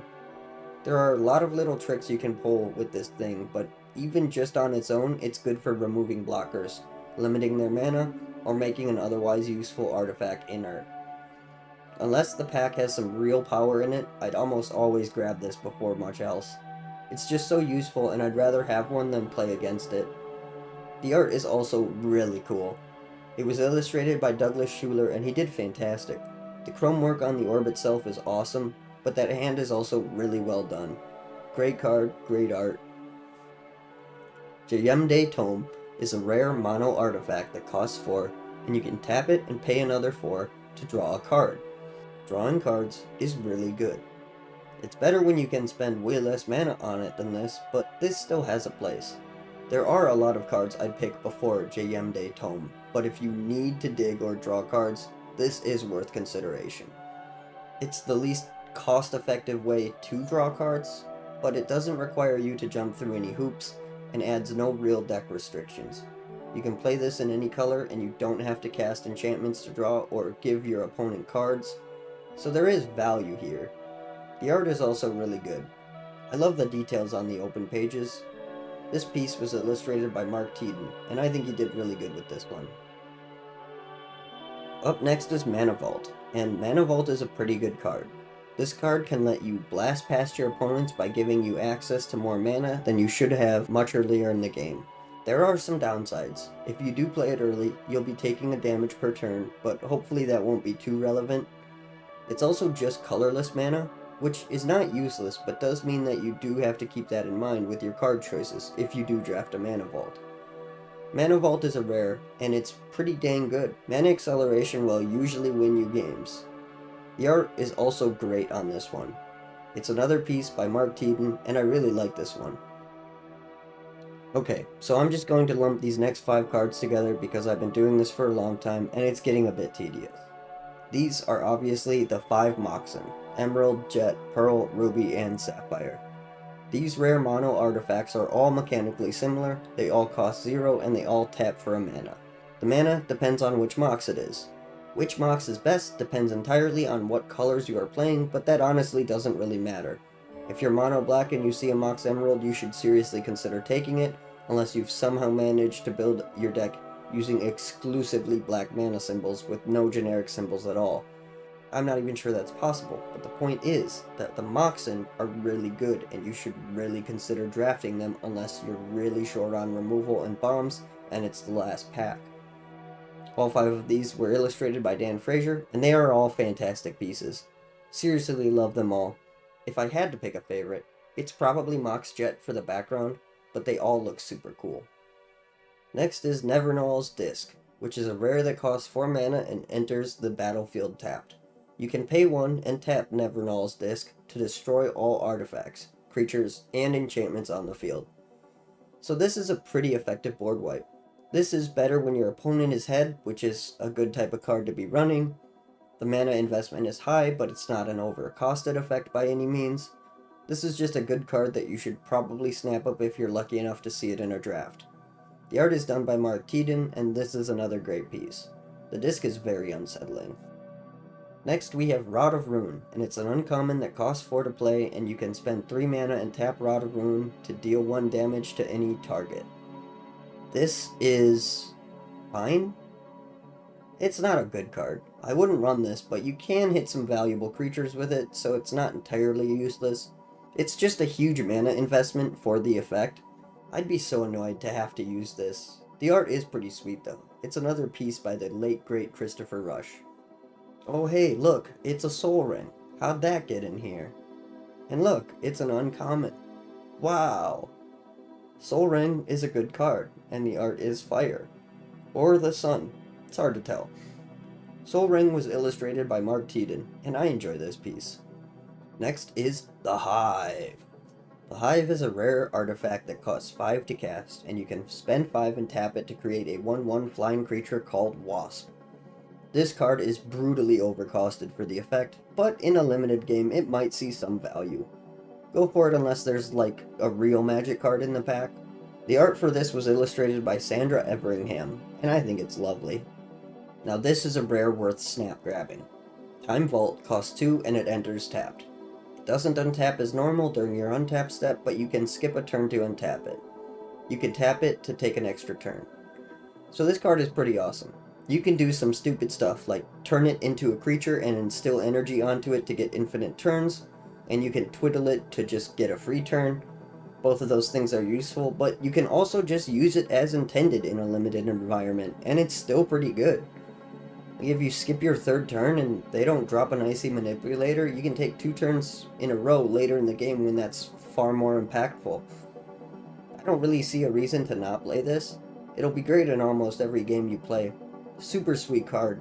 The art is also super sick. Mark Teeden did this piece as well, and I love it. That's it for the mono artifacts though, and we're almost finished with this list of cards. Next, we are talking about the poly artifacts.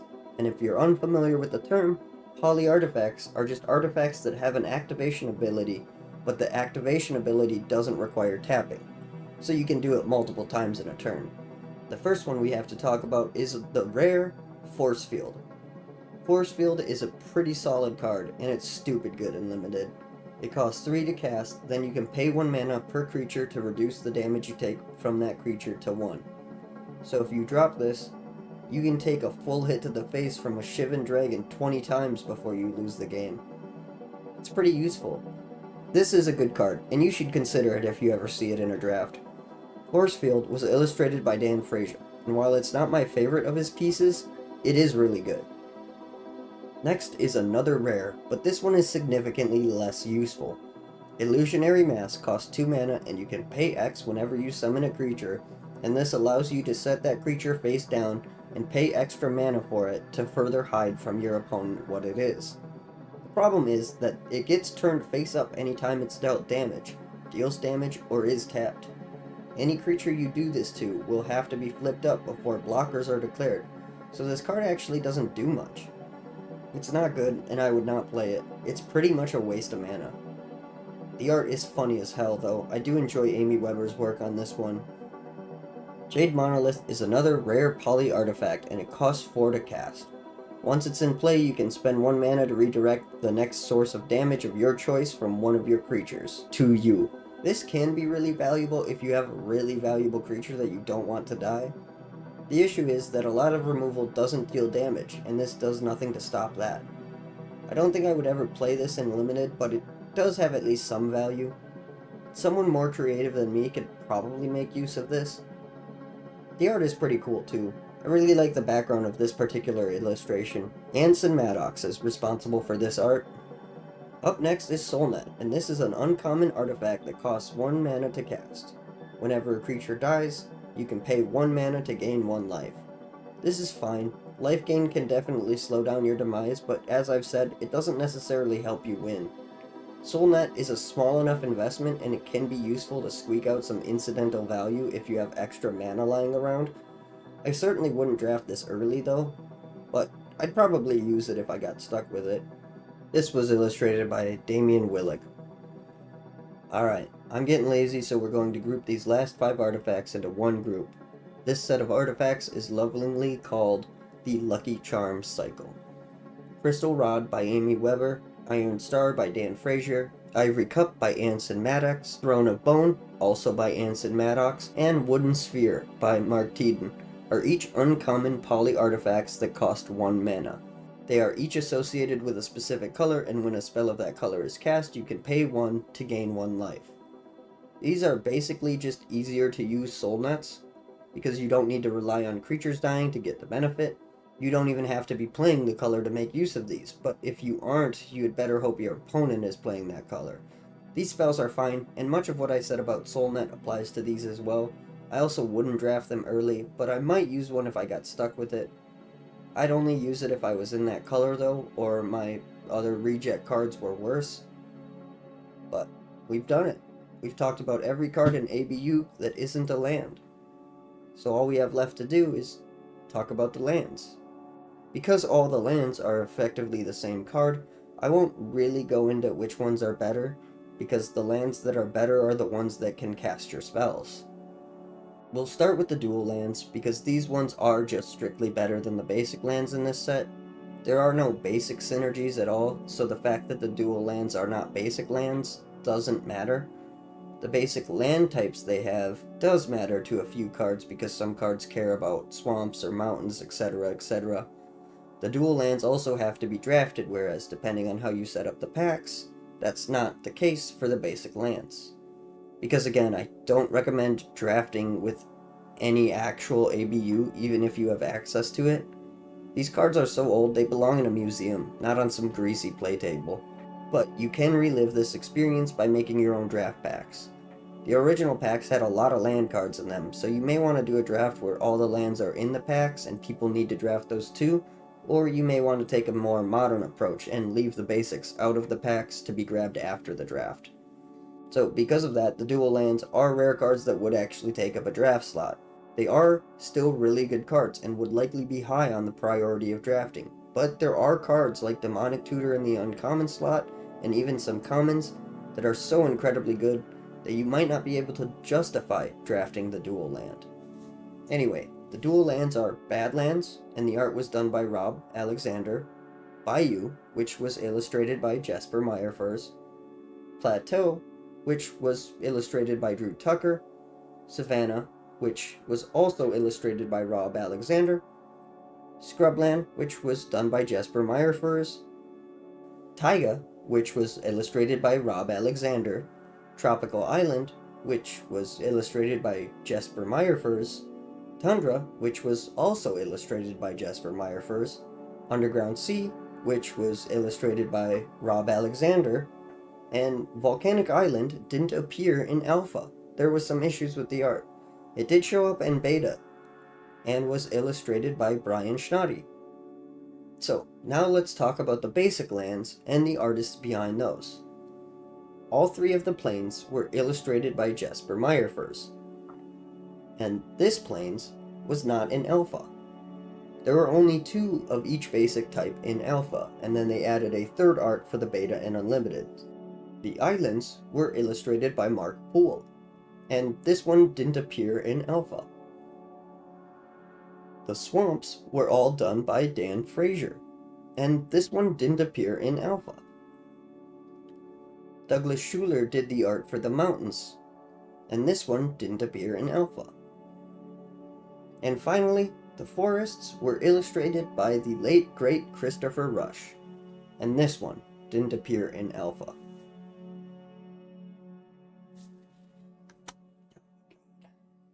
Okay, so we've gotten through every card in this set. So now let's talk about how this set would be to draft. I think this is a pretty well-balanced draft environment, all things considered. It's not balanced with modern sensibilities, which does mean you can't draft Selesnya +1/+1 counters, and there aren't any defined archetypes of which to build around. But I don't really see that as a problem. Instead, the style of this draft is sort of pile of cards, which can be fun in its own right. That's not to say you shouldn't have some level of strategy, and you should try to play with as few colors as you can get away with for the sake of consistency, but there is a certain level of charm in how a draft of this set would play out. There are some problems, like the power level of certain cards just being insane, but the color imbalance is significantly less noticeable in a draft environment because of how they did rarity in the original set. Blue obviously has some of the best cards, and having two different counterspells at decent rate in the common slot can be a tad frustrating, but every color has access to common removal, which I think does wonders for a draft environment. The big creatures are bad, the small creatures are bad. The burn is overbearing and honestly probably a decent strategy considering how much of it is available, but most of it is at uncommon or higher. Is this set the best designed thing you could ever draft? No, of course not. Most sets designed to be drafted are going to be a smoother draft experience, but I do think the especially unique combo of some of the best cards ever made and also some of the worst cards ever made is a really interesting and fun experience that ultimately does draft really well. This set was playtested for years in what was basically a draft environment, and it really shows. The commons are a mix of useful, interesting, and also just bad and stupid, and the rares can really define an entire deck depending on which ones you manage to find. Overall, this set is worth drafting. I think it's really fun. But that's all I have for you today. If you managed to get here, thanks for watching. I kind of regret working on this. It took so much of my free time and didn't really turn out as well as I would have liked, but that's life. I learned a lot making this, and it's really fun to go through the old sets. Although I've looked through this card file so much I'm not sure if I'll ever do it again. That's a lie. I love looking through ABU. But I'm getting off topic. Thanks for watching. I genuinely appreciate it, and you. You're a wonderful person, and I hope you have a magical day.